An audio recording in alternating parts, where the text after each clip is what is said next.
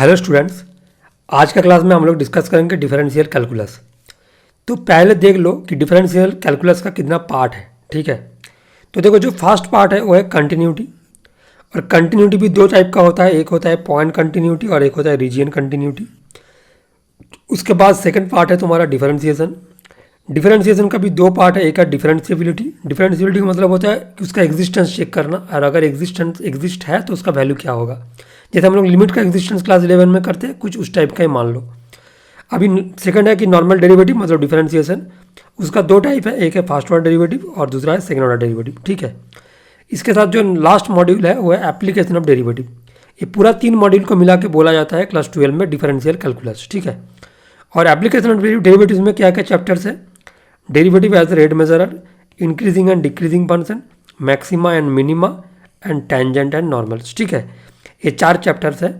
But tangent and normal CBSE में नहीं है, कुछ कुछ बोर्ड्स में है, आईएससी में तो है। तो जिन सीबीएसई में नहीं है तो तुम लोग बोर्ड्स के लिए इसको स्किप कर सकते हो बाद में। ठीक है, बट पहले मैं एक चीज़ बताना चाहता हूँ कि आज का जो लेक्चर होगा उसमें मैंने एप्लीकेशन ऑफ डेरिवेटिव्स का डिस्कशन नहीं किया है, क्योंकि नहीं तो बहुत लेंदी हो जाता और वो बहुत ही इंपॉर्टेंट एक पार्ट है, तो उसको हम लोग जल्दी जल्दी नहीं कर सकते। ठीक है, थियोरी पार्ट तो उसमें बहुत कम है, तो उसको क्वेश्चन सॉल्व करके दिखाना पड़ेगा, कुछ क्वेश्चंस, तभी आइडिया समझ में आएगा। ठीक है, और अभी हम लोग आज का वीडियो में तो क्या करेंगे, हम लोग कंटिन्यूटी करेंगे और डिफरेंशिएशन करेंगे पूरा। ठीक है, तो ये वाला पूरा मॉड्यूल हो जाएगा आज का वीडियो लेक्चर में। और मुझे जितना लगता है कि तुम लोगों को कंटिन्यूटी और डिफरेंशिएबिलिटी लेके थोड़ा तकलीफ होता है, बहुत सारे स्टूडेंट्स को ठीक से समझ में नहीं आता है कि इसका क्वेश्चन कैसे सॉल्व करना होगा, इसका थ्योरी क्या है। और जो डिफरेंशिएशन पार्ट है ये तो तुम लोगों को आता है, बट प्रॉब्लम क्या है ना, इसका थोड़ा सा डिफिकल्ट क्वेश्चन आ जाता है तो थोड़ा सा दिक्कत होता है समझने में। ठीक है, क्योंकि डिफरेंशिएशन का बहुत सारा टाइप्स होता है, तो इसलिए टाइप्स को मतलब आइडेंटिफाई करना एक बहुत बड़ा इंपॉर्टेंट पार्ट है। जैसे मेरा इंटीग्रेशन वाला वीडियो में तुम लोग देखा कि मैंने पूरा इंटीग्रेशन का समराइज करके तुम लोगों के सामने ला दिया, तो बहुत आसान बन गया। तो सिमिलरली मैं इस वीडियो में भी यही ट्राई करूंगा करने का, बट उसके साथ कुछ क्वेश्चंस भी सॉल्व करूंगा, नहीं तो थ्योरी समझ में नहीं आएगा। ठीक है, बट बहुत कम क्वेश्चन सॉल्व होगा। तो चलो देखते हैं आज का क्लास का जो पहला मॉड्यूल है वो है कंटिन्यूटी। ठीक है, तो देखो मैंने जैसे बताया था कि कंटिन्यूटी को मैंने 2 पार्ट में डिवाइड किया, एक है पॉइंट कंटिन्यूटी और एक है रीजियन कंटिन्यूटी। तो मैं पहले आता हूँ जो क्या है पॉइंट कंटिन्यूटी में। ठीक है, तो देखो पहला तुम्हारा है पॉइंट कंटिन्यूटी, तो इसके ऊपर मैं डिस्कस करना चाहता हूँ पहले। तो पॉइंट कंटिन्यूटी क्या है, पहले एक सवाल दिमाग में आ रहा है, इसका नाम ही बता रहा है। देखो इसका जो नाम है वही बता रहा है कि पॉइंट कंटिन्यूटी क्या होना चाहिए। देखो अगर एक फंक्शन एक पर्टिकुलर पॉइंट में उसका ग्राफ नहीं है, मतलब ग्राफ नहीं है का मतलब क्या है कि अगर तुम एक्स का वैल्यू डालोगे तो वाई का वैल्यू नहीं आएगा, तो हम क्या बोलेंगे कि उस पर्टिकुलर पॉइंट में ये फंक्शन तुम्हारा कंटिन्यूस नहीं है। जैसे मान लो एक्स एक्सिस और ये वाई एक्सिस, मैंने कुछ आर्बिट्ररी एक ग्राफ ले लिया, जैसे मान लो ऐसे करके कुछ ऐसे करके, और ये बीच वाला पोर्शन नहीं है मान लो। तो देखो इधर ना एक क्लियरली गैप दिख रहा है, मतलब ये इधर जो पॉइंट है इस पॉइंट में एक कार्व तुम्हारा नहीं दिख रहा है ना, ये वाला पॉइंट में। तो इस पॉइंट में जो x इक्वल टू सी है इधर कार्व नहीं है, तो इसका मतलब क्या हुआ कि x इक्वल टू सी में जो फंक्शन में अगर तुम x इक्वल टू सी बैठाओगे तो उसका वैल्यू नहीं आएगा। और ये जो पिक्चर है मतलब ये जो तुम्हारा फंक्शन है इसका मान लो कि y equal to f of x है, क्योंकि दुनिया में कोई भी अगर एक पिक्चर बनता है मतलब ग्राफ, तो उसका एक फंक्शन रहेगा या इक्वेशन रहेगा। ठीक है, तो उसी को मैंने रिप्रेजेंट किया y equal to f of x से। और इसको हम लोग क्या बोलेंगे कि अगर x इक्वल टू सी में अगर तुम y का वैल्यू नहीं मिल रहा है तो मतलब फंक्शन कंटिन्यूस नहीं है। पिक्चर में कैसा होगा कि ग्राफ का उस पर्टिकुलर पॉइंट में ब्रेकेज रहेगा, मतलब कोई भी ग्राफ का कंटिन्यूटी नहीं रहेगा, मतलब कोई पार्ट नहीं रहेगा। ठीक है, अभी हम लोग को मैथमेटिकली इसको कैसे बोलेंगे कि लेट मतलब ऐसा है कि अगर मान लो at x equal to c f of x is discontinuous, sorry f of x is continuous, f of x is continuous. ठीक है, ये कंटिन्यूस कब होगा, जब हम लोग बोलेंगे, कंटिन्यूस का स्पेलिंग थोड़ा सा ठीक कर लो, कंटिन्यू होगा। तो एफ ऑफ एक्स कंटिन्यूस तब होगा जब limit x tends to c plus f of x equals to limit x tends to, इसको नीचे कर देते हैं, इधर जगह थोड़ा कम है, x tends to c minus f of x equals to f of a. अगर एक कंडीशन सेटिस्फाई होता है तो हम लोग बोल पाएंगे कि at x equal to c the function is continuous. Okay, only यही क्राइटेरिया है। तो हम लोग इसको ऐसे भी बोल सकते हैं, जो a limit x tends to c plus f of x है, इसको बोलते हैं R H L at that point, and इसको बोलते हैं एल एच एल। लिमिट्स में हम लोग पढ़े थे ना क्लास 11 में। और ये फंक्शन, अगर ये तीनों इक्वल हो जाता है, सेम आंसर देता है, तो हम लोग बोलेंगे कि एक पर्टिकुलर पॉइंट में फंक्शन कंटिन्यूअस है। ठीक है, अगर इसमें से कोई भी दो इक्वल है, तीसरे मतलब थर्ड वाला इक्वल नहीं है, तो नहीं होगा, तीनों को इक्वल होना पड़ेगा। ठीक है, तो चलो जल्दी जल्दी हम लोग एक क्वेश्चन सॉल्व कर लेते हैं, तो और भी आइडिया क्लियर हो जाएगा। और एग्जाम में तुम एक्सपेक्ट कर सकते हो कि जो पॉइंट कंटिन्यूटी है, इधर से क्वेश्चन आने का चांसेस बहुत ज़्यादा है। ठीक है, तो क्वेश्चन कुछ ऐसा है कि let f of x equals to, दिया हुआ है 1 minus cos 4x by x square, comma if x less than 0, और इसका इक्वल्स टू दिया है a if x equal to 0, और दिया हुआ है root x by under root 16 plus root x minus 4 if x greater than 0। ठीक है, ये दिया हुआ है और पूछा क्या है, find the value of a, find the value of a if f of x is continuous at x equal to 0। ठीक है, बस इतना यही क्वेश्चन है। तो देखो इसको कैसे सॉल्व करते हैं। तो हम लोग को क्या करना है, प्रोसेस बहुत बहुत सिंपल है। जो मैंने थ्योरी दिया इसको अप्लाई करना है। तो पहले हम लोग निकालेंगे आर एच एल, एग्जाम में भी ऐसे ही करना। So limit x tends to 0 plus, क्योंकि 0 पॉइंट में चेक कर रहे हैं ना, सी तो 0 है इधर, तो 0 प्लस में फंक्शन क्या है, एफ ऑफ, एक लाइन लिख लेते हैं तो तुम लोग को आसान हो जाएगा, एफ ऑफ एक्स। अभी देखो limit x tends to 0 plus जब है, तो एफ ऑफ एक्स क्या है, ऊपर में देखो 0 प्लस में फंक्शन कौन सा होगा, ए वाला। ठीक है, तो इसको बैठा दो उधर, root x by root over 16 plus root x minus 4। ठीक है, अब इसको क्या करना है, इसको करना है लिमिट का सॉल्व। अभी देखो अगर तुम एक्स की जगह में 0 बैठा देंगे तो 0 बाई 0 आ जाएगा। देखो चेक करके कि ऊपर में तो 0 आ रहा है, नीचे में रूट 16 प्लस 0, मतलब 16 का मतलब 4 आ जाएगा, 4 माइनस 4 0। तो क्लियरली तुम लोगों को 0 बाई 0 फॉर्म दिख रहा है। अगर लिमिट में 0 बाई 0 फॉर्म आता है तो उसको एलिमिनेट करना पड़ेगा बाय यूजिंग आइदर फार्मूला, या तो कोई ना कोई तुम्हारा एल्जेब्रिक ऑपरेशन, एल्जेब्रिक या ट्रिग्नोमेट्रिक कुछ भी, बट इसमें तो ट्रिग्नोमेट्रिक फंक्शन नहीं है, एल्जेब्रिक फंक्शन है, तो एल्जेब्रिक ऑपरेशन करना पड़ेगा। ठीक है, चलो करते हैं। तो क्या होगा, देखो इक्वल्स टू लिमिट, नीचे क्या है ना, नीचे तुम्हारा एक मतलब स्क्वायर रूट फंक्शन है, तो इसको क्या करना चाहिए, रैशनलाइज कर देते हैं। ठीक है, उल्टा से मल्टीप्लाई कर देते हैं ऊपर नीचे। तो क्या हो जाएगा, देखो root over 16 plus root x plus 4। अभी इसको नीचे भी ऐसा मल्टीप्लाई करेंगे तो a square minus b square हो जाएगा ना। तो 16 प्लस रूट एक्स का होल स्क्वायर माइनस 4 का स्क्वायर, मैंने एक स्टेप जंप कर दिया है, थोड़ा सा देख लेना।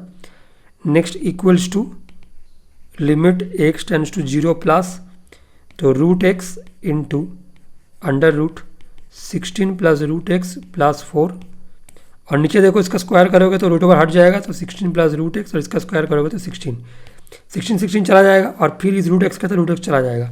अभी देखो 0 बाई 0 फॉर्म एलिमिनेट हो गया, तो इसको बैठा दो 0, तो 16 प्लस रूट 0 प्लस 4, मतलब 4 प्लस 4 तो हो जाएगा 8। ठीक है, तो मेरा आर एच एल आ गया। अभी एल एच एल करना है। एल एच एल क्या होगा, limit x tends to 0 minus f of x. अभी देखो 0 माइनस में फंक्शन क्या होगा, फंक्शन का चेहरा देखो क्वेश्चन में दिया हुआ है, कौन सा होगा, हाँ ए वाला होगा। देखो अच्छे से देख लो, क्योंकि 0 लेस देन 0 है, 1 minus cos 4x by x square. अभी प्रॉब्लम क्या है ना कि तुम लोग को लिमिट सॉल्व करना थोड़ा सा नहीं आता है, क्योंकि बहुत दिन हो गया, क्लास 11 में लास्ट किए हो। तो 1 minus cos 4x by x square, तो इसको क्या करना होता है, जब भी ऐसे फॉर्म देखोगे 1 माइनस कॉस 4x, तो ये हो जाएगा 2 कॉस स्क्वायर 2x। ठीक है, क्योंकि मैंने कौन सा फॉर्मूला यूज़ किया, 1 माइनस कॉस 2 थीटा होता है, सॉरी 2 साइन स्क्वायर थीटा होता है, तो इसका हो जाएगा 2 साइन स्क्वायर 2x। देखो मैंने फार्मूला लिख लिया, तो क्योंकि इधर जो एंगल है ये आधा हो जाता है, 2 थीटा है तो इधर थीटा हो जाता है, तो इधर cos 4x है तो 2x हो गया और नीचे एक्स स्क्वायर, ठीक है। अभी देखो 2 को बाहर निकाल देते हैं तो limit x tends to 0 minus, अब इसको ऐसे लिख सकते हैं ना कि साइन स्क्वायर 2x और नीचे एक 4x स्क्वायर कर दिया और इंटू 4 भी कर दिया, क्योंकि करना पड़ेगा ना मैथमेटिकली इक्वल रखने के लिए। और अभी 4 बाहर आ जाएगा तो 8 हो जाएगा। और इसको हम लोग ऐसे भी लिख सकते हैं limit x tends to 0 minus sine 2x by 2x पूरा लिमिट का होल स्क्वायर, ठीक है, सेम ही है वो। तो 8 इंटू, अभी देखो एक फॉर्मूला है लिमिट का, limit x tends to 0 sine x by x, इसका आंसर क्या आता है 1। तो इसके हिसाब से अगर ऐसा है कि लिमिट 2x टेंड्स टू 0 है तो 2x टेंड्स टू भी 0 हम लोग बोल सकते हैं। और sign 2x by 2x same हो गया ना, क्योंकि ये प्लेस इंपॉर्टेंट है, ए वाला प्लेस, ए वाला प्लेस और ए वाला प्लेस। अगर 3 1 हो जाएगा तो हम लोग उसको 1 लिख सकते हैं, तो 1 का स्क्वायर, तो आंसर आ गया 8। और अभी एफ ऑफ 0 क्या होगा, एफ ऑफ 0 देखो क्वेश्चन में दिया हुआ है, एफ ऑफ 0 है तुम्हारा ए, देख लो इधर से ए, तो इधर से आ गया ए, तो एफ ऑफ 0 आ गया ए। तो अभी क्वेश्चन में लिखा है ना कि as f of x is continuous at x equal to 0, so R H L equal to L H L equal to f of 0। तो देखो इधर से आ गया 8 इक्वल्स टू ए, मतलब आ गया a इक्वल्स टू 8। बहुत ही एक अच्छा सवाल है और ऐसे सवाल आने का चांसेस बहुत ज़्यादा है, ठीक है। मतलब मैंने थोड़ा सा एक डिफ़िकल्ट क्वेश्चन में बोलूँगा कि तुम बोर्ड लेवल में, तो मैंने इसको सॉल्व कर दिया, अभी तुम आसान क्वेश्चन बहुत आसानी से सॉल्व कर पाओगे, ठीक है। तो यही था कंसेप्ट तुम्हारा पॉइंट कंटिन्यूटी का। तो आगे बढ़ते हैं, चलो आते हैं रीजियन कंटिन्यूटी में। देखो नेक्स्ट टॉपिक क्या है, रीजियन कंटिन्यूटी। और रीजियन कंटिन्यूटी क्या होता है, देखो इसका नाम ही बता रहा है ना, पॉइंट कंटिन्यूटी मतलब एक पॉइंट में चेक करना। रीजियन कंटिन्यूटी के 3 टाइप होता है कि आइदर डोमेन में, मतलब इसको बोलेंगे आइदर, मतलब मतलब पहला क्या है ना कि हम लोग बोलेंगे कि एक फंक्शन है कंटिन्यूअस, तो क्या हो जाएगा वो पूरा उसका डोमेन में कंटिन्यूअस होगा। तो continuous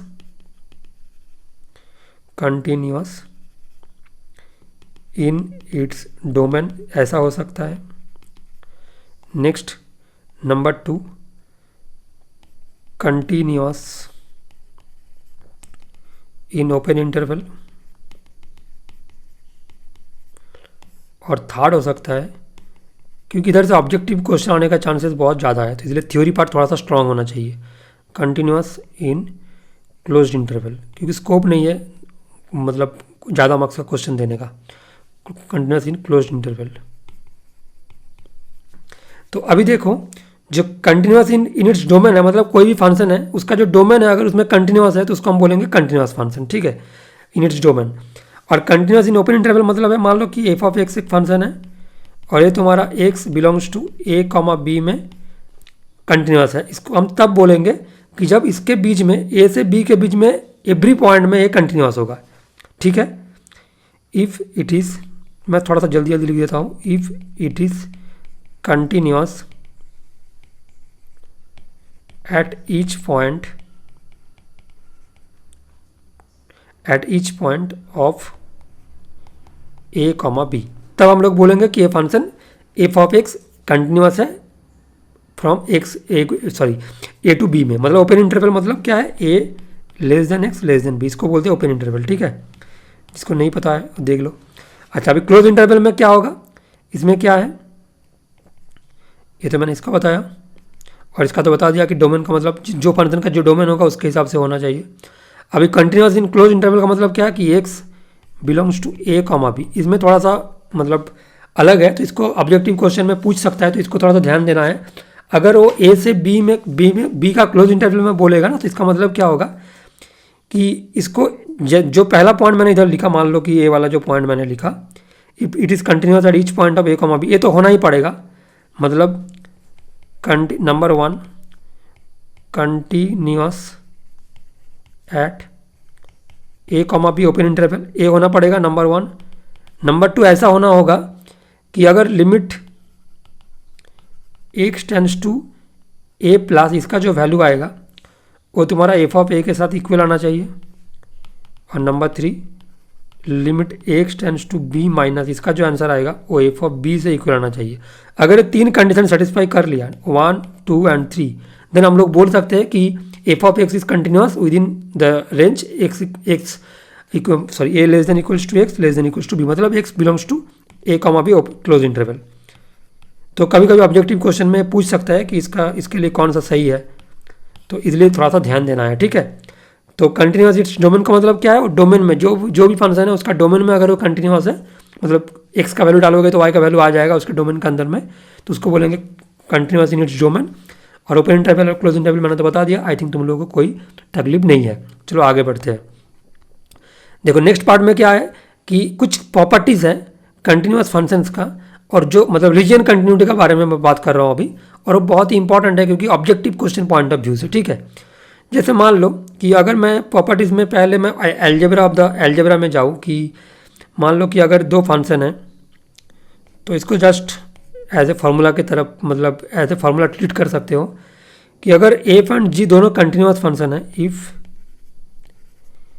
F and g both are continuous function, continuous functions in their common domain, दोनों का अलग अलग डोमेन है बट दोनों में कुछ सिमिलरिटी है डोमेन में, मतलब एक्स का जो डोमेन है, सॉरी एफ का जो डोमेन है और जी का जो डोमेन है, दोनों में जो कॉमन डोमेन है उसको, मतलब दोनों में जो सिमिलर है ना, दोनों में कुछ पार्ट सेम है, उसको बोलते हैं कॉमन डोमेन डी। देन हम लोग बोल सकते हैं इधर से number a plus minus g is also continuous in d. Next number 2 f into g, ए भी कंटिन्यूस होगा in d. Number c f by g, ए भी कंटिन्यूस होगा इन डी, बट इसमें एक चीज़ इंपॉर्टेंट है कि जी मतलब जी ऑफ एक्स कभी जीरो नहीं हो सकता,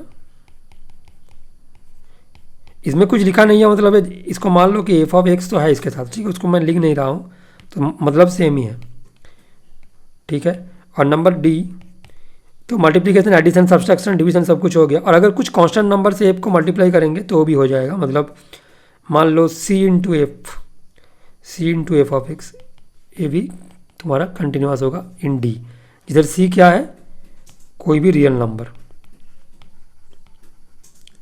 ठीक है। तो अभी मैंने जितना बताया ये इस बार सारा कंसेप्ट तुम लोग को याद होना चाहिए, बहुत काम में आता है कभी कभी ऑब्जेक्टिव क्वेश्चन में। अभी नंबर 2 देखो, कोई भी अगर कांस्टेंट फंक्शन है, पहले मैं ये बताना चाहता हूँ कि अगर कोई भी पॉलिनोमियल फंक्शन है तो वो हमेशा कंटिन्यूस होगा। जैसे मान लो पॉलिनोमियल फंक्शन का चेहरा कैसा है, y equal to f of x equal to a0 plus a1x plus a2x square plus dot dot an x to the power n। ये तो पॉलिनोमियल फंक्शन है ना, इसमें कुछ भी तकलीफ नहीं है, तुम x का कोई भी वैल्यू डाल दो y का वैल्यू आ जाएगा, ठीक है, इसमें कुछ भी प्रॉब्लम नहीं है। तो इसीलिए हम लोग क्या बोलते हैं कि polynomial function is continuous in everywhere. So polynomial function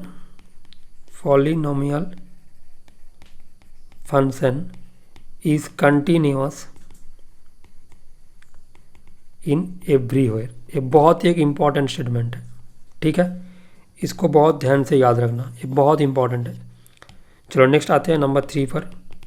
देखो अगर पॉलिनोमियल फंक्शन का एक स्पेशल केस है, अगर एक कांस्टेंट फंक्शन है, मतलब कांस्टेंट पॉलिनोमियल है, तो y equal to f of x equals to मान लो कि c, तो क्या है कांस्टेंट फंक्शन, तो ये भी तो तुम्हारा कंटिन्यूस ही होगा ना, तुम x का कुछ भी वैल्यू डाल दो y का वैल्यू तो सेम ही रहेगा। कांस्टेंट फंक्शन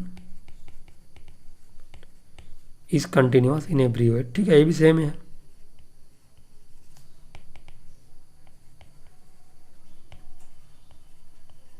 तो ये भी इंपॉर्टेंट है। नंबर 3 अगर मान लो कि कोई भी फंक्शन है जो आइडेंटिटी फंक्शन है, so y equal to f of x equal to x, इसको बोलते हैं identity function y equal to x. तो ये आइडेंटिटी फंक्शन जो है ये भी कंटिन्यूस होगा। आइडेंटिटी फंक्शन, तुम x का कुछ भी वैल्यू डालो y का वैल्यू तो आ जाएगा, ये भी तो वन काइंड ऑफ पॉलिनोमियल या डिग्री 1, तो आइडेंटिटी फंक्शन इज कंटिन्यूस। ये भी इन एवरीवेयर है, मैंने उतना और नहीं लिख रहा हूँ, सेम चीज़ लिख के क्या फ़ायदा बार बार। अच्छा, जो नेक्स्ट इंपॉर्टेंट क्या है कि जो मॉड्यूलस फंक्शन है वो हमेशा तुम्हारा कंटिन्यूस होता है, मतलब y equal to mod x, ये भी ऑलवेज कंटिन्यूस होता है। Modulus function is continuous,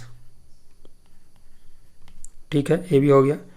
number 5 जो एक्सपोनेंशियल फंक्शन है, मतलब मान लो कि e to the power x, a to the power x, a to the power x में ए ग्रेटर देन 0 है, ये भी कंटिन्यूस होता है। ये सब एकदम बिल्कुल थ्योरम है, मतलब इसमें कोई प्रूफ का कोई ज़रूरत नहीं है। नंबर 6, मान लो कि लॉगरिथमिक फंक्शन जो है वो उसका डोमेन में कंटिन्यूस है, ठीक है। सो लॉगरिथमिक फंक्शन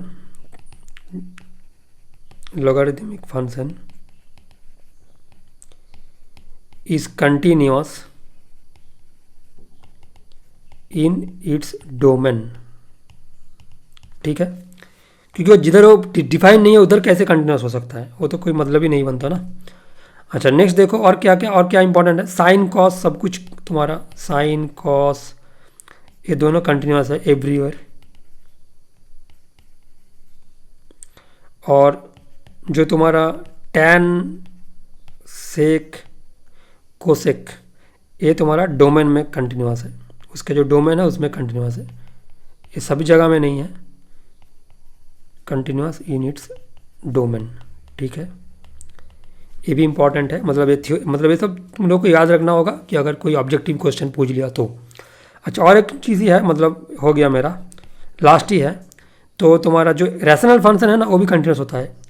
तो अगर मैं कुछ फंक्शन को लिख रहा हूँ f of x equal to p of x by q of x, जिधर ये दोनों पी और क्यू दोनों क्या है पॉलिनोमियल,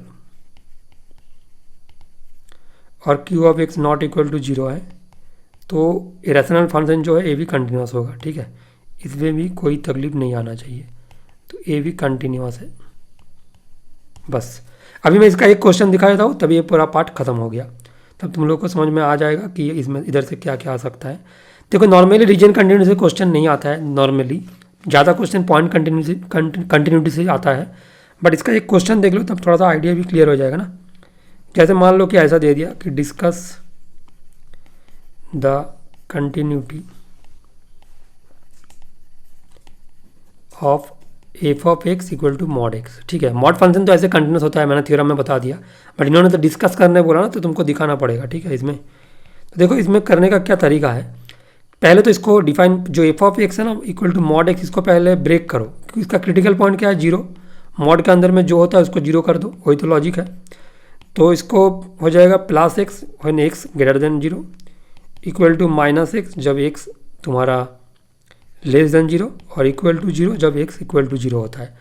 और कभी कभी इसको हम लोग ऐसे भी लिख सकते हैं, और इक्वल्स टू एक्स जब x greater than equal to 0 और इक्वल्स टू माइनस एक्स जब एक्स लेस देन 0, ये भी करेक्ट है, इसमें भी कोई प्रॉब्लम नहीं है।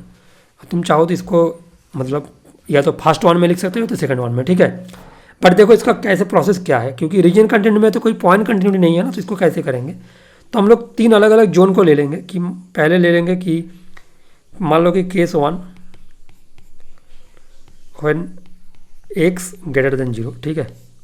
तो अगर एक्स ग्रेटर देन 0 है तो फंक्शन क्या है f of x equal to x, और एक कौन सा फंक्शन है आइडेंटिटी फंक्शन है, as it is an identity function, so it is continuous, क्योंकि हम थ्योरम में पढ़े ना, सो इट इज़ कंटिन्यूस। बस अभी केस 2 क्या है, बहुत ही आसान सवाल है सब। व्हेन एक्स लेस देन 0, तो इसमें फंक्शन क्या होगा f of x equal to minus x, तो इसमें हम क्या लिखेंगे पॉलिनोमियल फंक्शन ऑफ डिग्री 1, ठीक है। It is a polynomial function of degree 1, तो आइडेंटिटी तो नहीं है इसलिए नहीं लिख सकता, तो पॉलिनोमियल फंक्शन ऑफ डिग्री 1, क्योंकि एक्स का मैक्सिमम पाथ तो 1 ही है, तो पॉलिनोमियल फंक्शन तो कंटिन्यूस होता है एवरीवेयर, तो ये भी तो कंटिन्यूस होगा ना, तो उसके बाद लिख लेना कि इट इज़ कंटिन्यूस। तो 2 पार्ट हो गया। अभी तो केस 3 क्या है, एक पर्टिकुलर पॉइंट है जहाँ पर ये फंक्शन चेंज हो रहा है, मतलब वो क्रिटिकल पॉइंट है ना, उसको चेक करना होगा। Case 3 at x equal to 0, और पॉइंट कंटिन्यूटी कैसे चेक करते हैं LHL RHL करके, वो तो तुम लोग को समझ में आ गया, LHL RHL और एफ ऑफ 0 तीनों चेक करना पड़ेगा। तो LHL में क्या होगा limit x tends to 0 plus f of x, तब क्या होगा एक्स होगा, तो इसका आंसर आएगा 0। और जब x tends to zero minus होगा तो क्या होगा, माइनस एक्स। इसका भी आंसर जीरो बैठा तो जीरो, और एफ ऑफ जीरो तो पहले से ही जीरो है, ठीक है। तो तीनों इक्वल हो गया। So at x equal to zero f of x is continuous. अभी अगर तीन जगह में जीरो हो गया तो इसका मतलब क्या होगा कि ये तो पूरा फंक्शन ही कंटिन्यूस है, पूरा जी रीजियन में, मतलब एवरीवेयर, है ना। क्योंकि पूरा नंबर लाइन को तो तुम तीनों पार्ट में डिवाइड किए थे ना, कि मान लो इधर जीरो है तो एक है लेस देन जीरो मतलब इधर वाला पार्ट, और एक है राइट ग्रेटर देन जीरो मतलब इधर वाला पार्ट। तो अल्टीमेटली तुमने तो क्या किया, इसको दो तीन पार्ट में डिवाइड कर दिया। तो एक तो पॉइंट है जिधर तुम क्रिटिकल पॉइंट है उसको चेक कर लिया, इधर भी कंटिन्यूस है इधर भी कंटिन्यूस, तो minus infinity two plus infinity सभी जगह में कंटिन्यूस है ना, तो मतलब कंटिन्यूस इन एवरी प्रूव हो गया। देखो नेक्स्ट सवाल क्या है, question number 3, find all the points of discontinuity of the function f of x where f of x equal to 1 by x minus 1, ठीक है। तो देखो इसको कैसे करते हैं, बहुत इंपॉर्टेंट सवाल है, ये आ सकता है तुम्हारे एग्जाम में इस बार। तो देखो इसमें मतलब पॉइंट ऑफ डिसकंटिन्यूटी पूछा है, तो पहले हम लोग को तो एफ ऑफ एक्स निकालना है। तो एफ ऑफ एक्स क्या होगा, f of 1 by x minus 1, ठीक है। तो एफ ऑफ एक्स की जगह में 1 बाई एक्स माइनस 1 बैठा दिया, क्योंकि यही तो लिखा है ना, एफ ऑफ एक्स तो यही है। और अभी एक्स की जगह में बैठा दूंगा 1 बाई एक्स माइनस 1, क्योंकि एक्स का प्लेस तो यही लिया है ना, एक्स देखो ये तो एक्स है, एफ ऑफ एक्स होता है ना, तो इसलिए इसका प्लेस तो ले लिया 1 बाई एक्स माइनस 1 ने। अब इसको कर देते हैं एलसीएम, तो क्या आ जाएगा 1 by 1 minus x plus 1 by x minus 1, तो एक्स माइनस 1 ऊपर चला जाएगा, नीचे हो जाएगा 2 माइनस एक्स।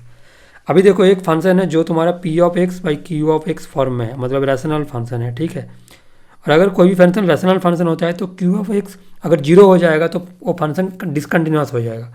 तो पॉइंट ऑफ डिसकंटिन्यूस निकालने का सबसे जो इजी तरीका है वो क्या है, तो नीचे वाला को जीरो कर दो। तो 2 माइनस एक्स को मैंने कर दिया जीरो, तो यहाँ से आ गया एक्स इक्वल टू 2, तो एक्स इक्वल टू 2 हो गया मेरा आंसर। अभी देखो अगर तुम इसको आंसर करके छोड़ के आ जाओगे ना तो तुम्हें आधा मार्क्स ही मिलेगा, क्योंकि इसमें और एक पॉइंट ऑफ डिसकंटिन्यूटी है। कैसे पता है मुझे, देखो जो एफ ऑफ एक्स है ना वो मतलब अपने आप में भी एक रैशनल फंक्शन है जो एफ ऑफ एक्स है। और अगर एफ ऑफ एक्स अगर तुम्हारा डिसकंटिन्यूस हो जाएगा तो एफ ऑफ एक्स कैसे निकलेगा, नहीं निकल सकता। तो पहले तो एफ ऑफ एक्स को वैलिड रहना होगा ना, तो उसके बाद तो दूर का बात है। तो इसलिए एफ ऑफ एक्स को तो पहले चेक करना होगा कि वो कोई भी मतलब ऐसा कोई पॉइंट है जिसमें वो कंटिन्यूस नहीं है, तो उसको चेक करने का प्रोसेस क्या है, एक्स माइनस 1 को जीरो कर दो, तो इधर से आ जाएगा एक्स इक्वल टू 1। तो ये भी हो गया तुम्हारा पॉइंट ऑफ डिसकंटिन्यूटी। तो दो आंसर हो गया, एक हो गया एक्स इक्वल टू 2 और एक हो गया एक्स इक्वल टू 1, ठीक है। चलो और एक सम मैं देता हूँ, एक घर में तुम लोग करना होमवर्क और इसका आंसर जरूर मुझे कमेंट करके बताना, ठीक है। चलो क्वेश्चन लिख लो फटाफट। तो इसमें भी सेम है, पॉइंट ऑफ डिसकंटिन्यूटी निकालना है और फंक्शन गिवन है f of t equal to 1 by t square plus 2 minus 2, sorry t square plus t minus 2, where t दिया हुआ है 1 बाई एक्स माइनस 1, ठीक है। अभी देखो इसमें भी सेम गलती नहीं करना, जो टी है उसको भी वैलिड होना होगा। अगर टी वैलिड नहीं है तो पूरा फंक्शन कैसे हो सकता है, तो इसको भी ध्यान में रखना है। उसके बाद करना घर में और उसके बाद मुझे आंसर बताना कि क्या क्या आंसर आ रहा है, कमेंट करके जरूर बताना, ठीक है। चलो आगे बढ़ते हैं। नेक्स्ट मॉड्यूल क्या है, डिफरेंशिएबिलिटी। देखो डिफरेंशिएबिलिटी क्या होता है, अगर एक फंक्शन मतलब मैं इसका पहले फॉर्मल डेफिनेशन लिख लेता हूँ, वही तुम लोग को याद रखना होगा एग्जाम पॉइंट ऑफ व्यू से। थोड़ा सा लिमिट का जैसा है, a function f of x is differentiable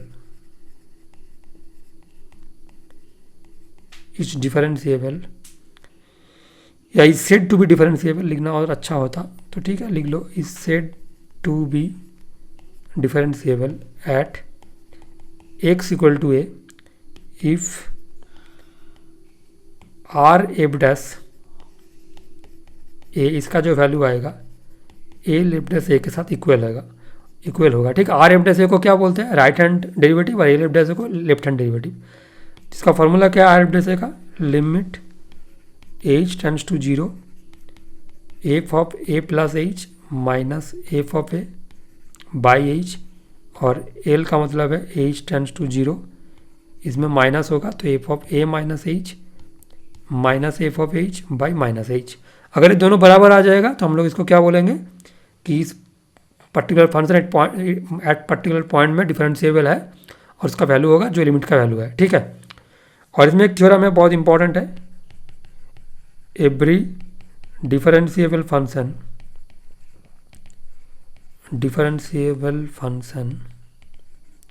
is continuous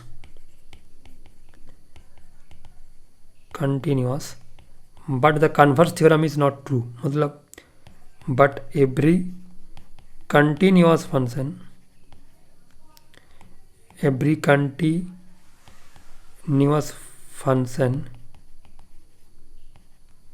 is not differentiable। बस इतना ही तुम लोग को याद रखना है, कभी कभी इसका यूज़ हो जा सकता है एग्जाम में, ठीक है, ऑब्जेक्टिव क्वेश्चन में। तो अभी देखो एक क्वेश्चन में इधर मैं 2 क्वेश्चन कराऊंगा मतलब डिफरेंशिएबिलिटी का, और 2 क्वेश्चन अगर तुम लोग समझ में आ गया तो कोई भी क्वेश्चन कर सकते हो एग्जाम में इस पर्टिकुलर टॉपिक का, ठीक है। चलो आगे बढ़ते हैं। तो इधर का जो क्वेश्चन नंबर 1 है वो क्या है, डिस्कस द डिफरेंशिएबिलिटी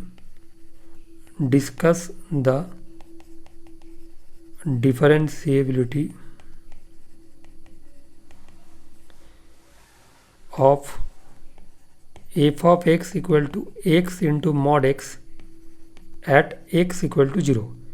तो एट एक्स इक्वल टू 0 में तुम लोगों को इसका डिफरेंशिएबिलिटी चेक करना है। तो प्रोसेस तो एक ही है, पहले फंक्शन को ब्रेक करो क्योंकि मॉड फंक्शन है ना, इसको नॉर्मल फंक्शन में कन्वर्ट करना पड़ता है by using the critical point concept, ठीक है।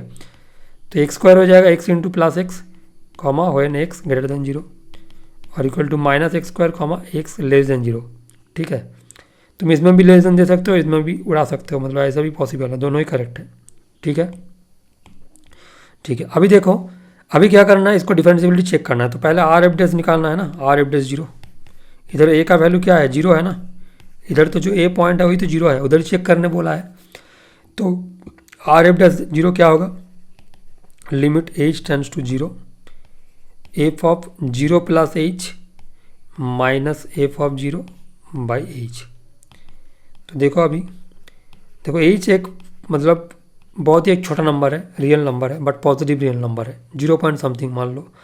तो 0 प्लस समथिंग मतलब 0 से बड़ा है तो एक्स स्क्वायर होगा मतलब एच स्क्वायर होगा, और एफ ऑफ 0 तो 0 होगा बाई एच, तो एक एच कट जाएगा तो एच के जगह में 0 बैठा देंगे तो आंसर आ जाएगा 0, ठीक है।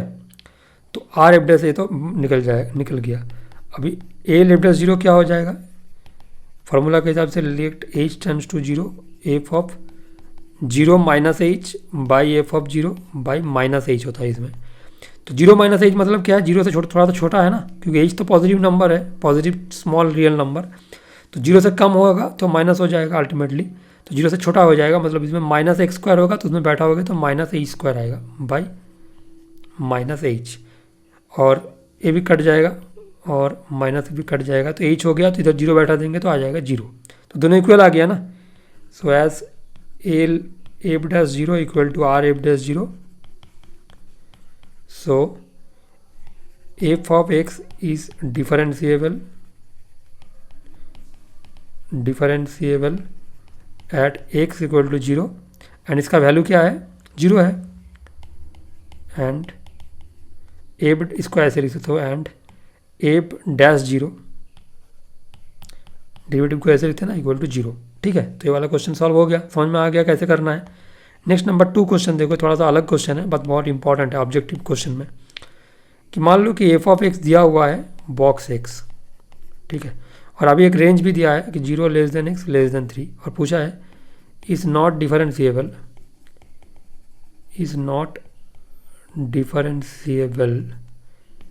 Eight x equal to dot dot मतलब डैश।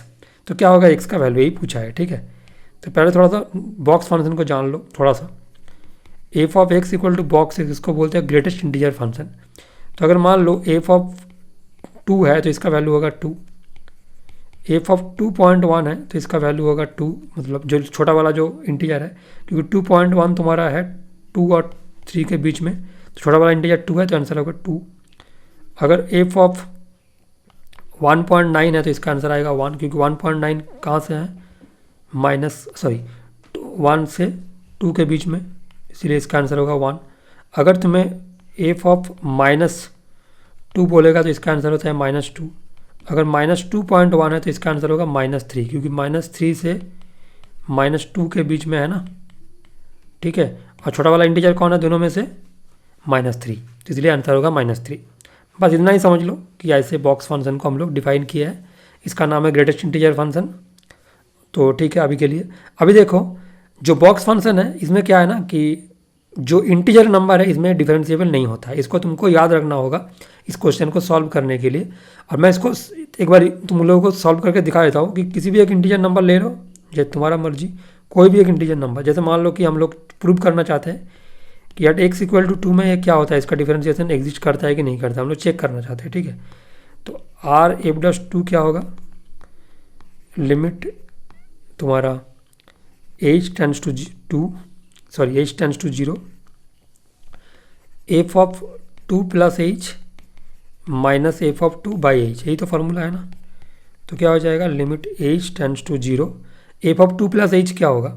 देखो 2 + h समथिंग बड़ा है ना, 0 पॉइंट समथिंग मैंने बोला था, पॉइंट समथिंग, तो 2 पॉइंट समथिंग मतलब 2 से बड़ा, तो इसका बॉक्स वैल्यू क्या होगा? 2 होगा। और f ऑफ 2 तो उसका भी बॉक्स वैल्यू 2 होगा। तो क्या हो गया? Limit h tends to 0 by 0/h, तो 0/h तो 0 ही होगा ना, तो अल्टीमेटली 0 हो गया। अभी देखो जब हम लोग L(f'(2) निकालेंगे तब क्या होगा? देखो बहुत ही इंपॉर्टेंट रिजल्ट है ऑब्जेक्टिव पॉइंट ऑफ व्यू से, f of 2 - h minus f of 2 by h, ठीक है। तो इधर अगर हम लोग बैठा देंगे तो क्या होगा? 2 - h का बॉक्स वैल्यू क्या होगा? 1 होगा, क्योंकि h मतलब 0 पॉइंट समथिंग, 2 से माइनस हो जाएगा तो 1.99 समथिंग आएगा, और उसका बॉक्स वैल्यू है 1, और 1 - 2 बाई h, तो क्या आ रहा है? Limit h tends to 0 -1/h, ठीक है। और -1/h अगर इसमें h की जगह में 0 पुट कर देंगे तो क्या आ जाएगा? इनफाइनाइट, 1/0 तो इनफाइनाइट होता है ना। तो अभी देखो R(f'(2) और L(f'(2) तो दोनों सेम नहीं है, बराबर नहीं है, तो इधर से हम लोग क्या बोल सकते हैं कि at x = 2 box x is not differentiable, है ना, इज नॉट डिफरेंशिएबल। ये वाला कंक्लूजन बहुत ही इंपॉर्टेंट है। इधर से तुम लोग एक चीज़ समझ लो कि कोई भी इंटीजर नंबर के लिए बॉक्स फंक्शन डिफरेंशिएबल नहीं होता है, ठीक है, डिफरेंशिएबल नहीं होता है। अभी देखो अगर ये डिफरेंशिएबल नहीं है तो प्रॉब्लम क्या है कि हम लोग इधर से कंक्लूड कर सकते हैं कि अगर इसका अंदर में कितना तुम्हारा इंटीजर नंबर है, 1 है और 2 है, दोनों इंटीजर नंबर आएगा ना बीच में, तो दो इंटीजर नंबर में भी तो ये नहीं होगा कंटिन्यूस, तो इसमें तो नॉट डिफरेंशिएबल है ना। तो आंसर क्या होगा? x = 1 और x = 2, दो आंसर होगा। तो ये बहुत एक इंपॉर्टेंट सवाल है, कभी कभी एग्जाम में पूछ सकता है, ठीक है। अभी तक तो नहीं पूछा उन्होंने, बट शायद ये वाला क्वेश्चन तुम लोग पेपर में एक्सपेक्ट कर सकते हो, MCQ या ऑब्जेक्टिव क्वेश्चन में, ठीक है। अभी देखो तो मैंने डिफरेंशिएशन पार्ट मतलब डिफरेंशिएबिलिटी पार्ट कंप्लीट कर लिया। अभी हम लोग का नेक्स्ट काम क्या है? डिफरेंशिएशन करना, मतलब डेरिवेटिव करना bye using the standard formulas. और उसके अंदर में दो पार्ट मैंने बताया था, फर्स्ट ऑर्डर डेरिवेटिव और सेकंड ऑर्डर डेरिवेटिव, ठीक है। चलो आगे बढ़ते हैं, नेक्स्ट करते हैं तुम्हारा डिफरेंशिएशन। देखो नेक्स्ट है डिफरेंशिएशन। तो देखो डिफरेंशिएशन में हम लोग पहले फार्मूला पढ़ लेते हैं। तो क्या क्या फार्मूला है? अच्छा देखो, फार्मूला को याद रखने के लिए मैंने इस वर्ड का हेल्प लूँगा कि आई लेट, मैंने इंटीग्रेशन में भी बताया कि जब हम लोगों ने इंटीग्रेशन बाय पार्ट्स किए तो ये वर्ड बहुत इंपॉर्टेंट हो जाता है कि यू चूज़ करने का जो प्रोसेस है इस वर्ड से होता है, ठीक है। तो अभी देखो हम लोग पहले क्या करेंगे, पहले हम लोग अच्छा इसको हेडिंग में डाल देते हैं कि फार्मूलाज। अभी देखो फर्स्ट क्या है? एल्जेब्रिक है। तो फर्स्ट हम लोग जो एल्जेब्रिक है, एल्जेब्रिक फंक्शंस का फार्मूला को हम लोग पढ़ेंगे, ठीक है, मतलब ए वाला। तो इसमें नंबर 1 में क्या आएगा? ddx of f of x plus या माइनस g ऑफ x। तो क्या होगा? अलग अलग हो जाता है, तो ddx of f of x को अलग करेंगे और प्लस या माइनस जो भी रहेगा बीच में, और ddx of g of x को अलग करेंगे, क्योंकि एल्जेब्रिक ऑपरेशन में सबसे पहले तो एडिशन और सब्सट्रैक्शन ही आता है। उसके बाद हम लोग जाएंगे मल्टीप्लिकेशन में, तो इसको हम लोग u इंटू वी से पढ़ते हैं। तो अगर u कांस्टेंट है तो dv/dx प्लस v कांस्टेंट है तो du/dx। ये पहले एक को कांस्टेंट रखो, दूसरा का डेरिवेटिव करो, फिर प्लस लिखो, जिसको पहले कांस्टेंट रखा उसको मतलब डेरिवेटिव करो और सेकंड वाला को कांस्टेंट रखो। इसमें ऑर्डर चेंज कर सकते हो क्योंकि बीच में प्लस है, तो पहले भी को भी कांस्टेंट रख सकते हो, कोई दिक्कत नहीं है, ठीक है। Next D D x of u by v, मतलब डिवीजन होगा अभी। तो देखो इसमें क्या है, पहले एक बड़ा वाला लाइन खींच दो, नीचे दे दो वी स्क्वायर, जो नीचे में है उसको स्क्वायर नीचे लिख दो। अभी पहले वो कांस्टेंट रहेगा तो दूसरा का डेरिवेटिव होगा तो d u by d x, बीच में माइनस होगा। अभी यू कांस्टेंट है तो दूसरा का डेरिवेटिव होगा तो d v by d x, ठीक है। बस हो गया फार्मूला। नेक्स्ट नंबर 4, क्योंकि ये सब तुम लोगों को पता है, जस्ट रिवीजन चल रहा है। तो d D x of constant number into F of x, ये क्या होता है, अगर constant number into F of x होता है तो इसका आंसर आता है सी बाहर हो जाता है कांस्टेंट नंबर और d D x of f of x. F of x जैसे रहेगा उसके हिसाब से उसका डेरिवेटिव होगा। Next number 5, d D x of x to the power n. देखो इसका आंसर क्या है, n x to the power n minus 1, but इसमें एक चीज़ ध्यान रखना कि एन क्या है, कांस्टेंट नंबर, एन है कांस्टेंट, ठीक है। तो 5 फार्मूला हो गया। चलो नेक्स्ट आगे बढ़ते हैं। नंबर 6, अगर मान लो कि D D x of constant दिया हुआ है सी या कुछ, तो इसका सीधा आंसर होगा 0, ठीक है। इसमें कुछ भी दिक्कत नहीं आना चाहिए। तो देखो एल्जेब्रिक वाला सब कुछ कंप्लीट कर दिया, अभी आते हैं ट्रिग्नोमेट्री में, टी में। तो मैं लिख देता हूँ ट्रिगोनोमेट्री। तो इसमें क्या होगा, नंबर 7, देखो d D x of 6 trigonometric function है तो 6 का 6 फार्मूला आएगा। तो d D x of sine x होता है cos x. Number 8, d D x of cos x, इसका आएगा minus sine x. Number 9, d D x of tan x, इसका होता है sec square x. Number 10, d D x of cot x, इसका होता है minus cosec x square x, ठीक है। चलो आगे बढ़ते हैं। Number 11, d D x of sec x tan x, ठीक है। बस number 12, d D x of cosec x, ये होता है minus cosec x cot x. बस ट्रिग्नोमेट्री भी खत्म हो गया। नेक्स्ट आते हैं इन्वर्स में। देखो आईलेट में नेक्स्ट कौन है, मैं नेक्स्ट आई में आ रहा हूँ, मतलब मैं तो रैंडम ऑर्डर में कर रहा हूँ, तो जो इम्पोर्टेंट है उसको पहले लिख रहा हूँ। तो इन्वर्स, नेक्स्ट इन्वर्स ट्रिगो।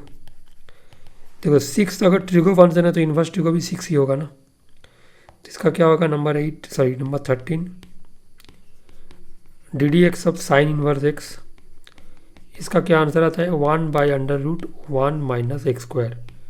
अभी next number 14, D D x of cos inverse x, इसका क्या आता है -1/√1 माइनस एक्स स्क्वायर। चलो ये भी सही है।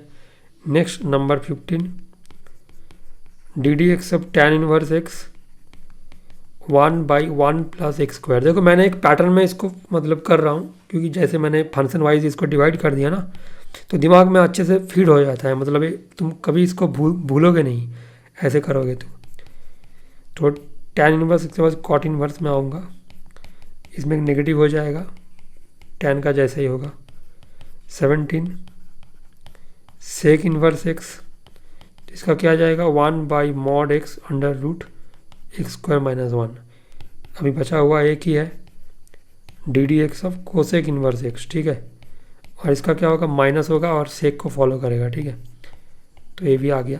तो देखो इन्वर्स भी कंप्लीट हो गया। नेक्स्ट क्या है, एल है, मतलब लॉगरिदमिक। इसका तो बहुत ही सिंपल है, इसका एक ही फार्मूला है। तो क्या होगा, D D x of log x, या इसका क्या होगा आंसर 1/x, ठीक है। और नेक्स्ट क्या है, exponential, E for exponential. Exponential में टोटल 2 फार्मूला है। देखो जो तुम्हारा ई है e⁻x है, वो एक स्पेशल फंक्शन है और उसका आंसर भी स्पेशल ही है, सेम है e⁻x। और 21, D D x of a⁻x, इसका आंसर क्या होता है a⁻x इंटू लॉग a बेसी, ठीक है। और इधर a > 0 होता है और इधर e का वैल्यू होता है 2 से 3 के बीच में। तो ये मतलब काम में तो नहीं लगेगा, बट जानना जरूरी है, इसलिए मैंने लिख दिया, ठीक है। तो यही था टोटल 21 फार्मूलास, ठीक है। चलो आगे बढ़ते हैं। अभी हम लोग आ जाते हैं टोटल डेरिवेटिव्स, मतलब नॉर्मल डिफरेंशिएशन का टोटल कितना टाइप्स है उसको देखते हैं, ठीक है। देखो नेक्स्ट, तो डेरिवेटिव बहुत टाइप का होता है, मतलब बहुत सारा फंक्शंस का है, तो अलग अलग से हम लोग करेंगे तो कोई दिक्कत नहीं होगा। तो नंबर 1 में क्या है, नंबर 1 में मैंने जैसे डिवाइड किया डेरिवेटिव्स ऑफ कंपोजिट फंक्शंस। अगर किसी को बहुत डिटेल में इसको दिखना है तो मेरा वीडियो में प्लेलिस्ट में चले जाना, जो डिफरेंशिएशन का प्लेलिस्ट है उसमें तुम लोगों को डिटेल में इसको दिख पाओगे, ठीक है। तो derivatives of composite functions, derivative में अच्छा होना ही पड़ेगा कैलकुलस में अच्छा मार्क्स ले आने के लिए, ठीक है। तो देखो डेरिवेटिव ऑफ कंपोजिट फंक्शन, इसमें बाय यूजिंग चेन रूल, तो ब्रैकेट में लिख सकते हो कि बाय यूजिंग चेन रूल। तो चेन रूल का यूज़ करके हम करेंगे। देखो अभी अगर मैं समझाऊंगा तो इसका तो थ्योरी में नहीं समझा सकता अलग से, और बेकार होगा, उसमें ऐसे पढ़ के कोई फ़ायदा भी नहीं है। तो हम लोग क्वेश्चन में उसको अप्लाई करके सीख लेते हैं कि कैसे करते हैं, ठीक है। तो देखो एक क्वेश्चन लिख लो पहले।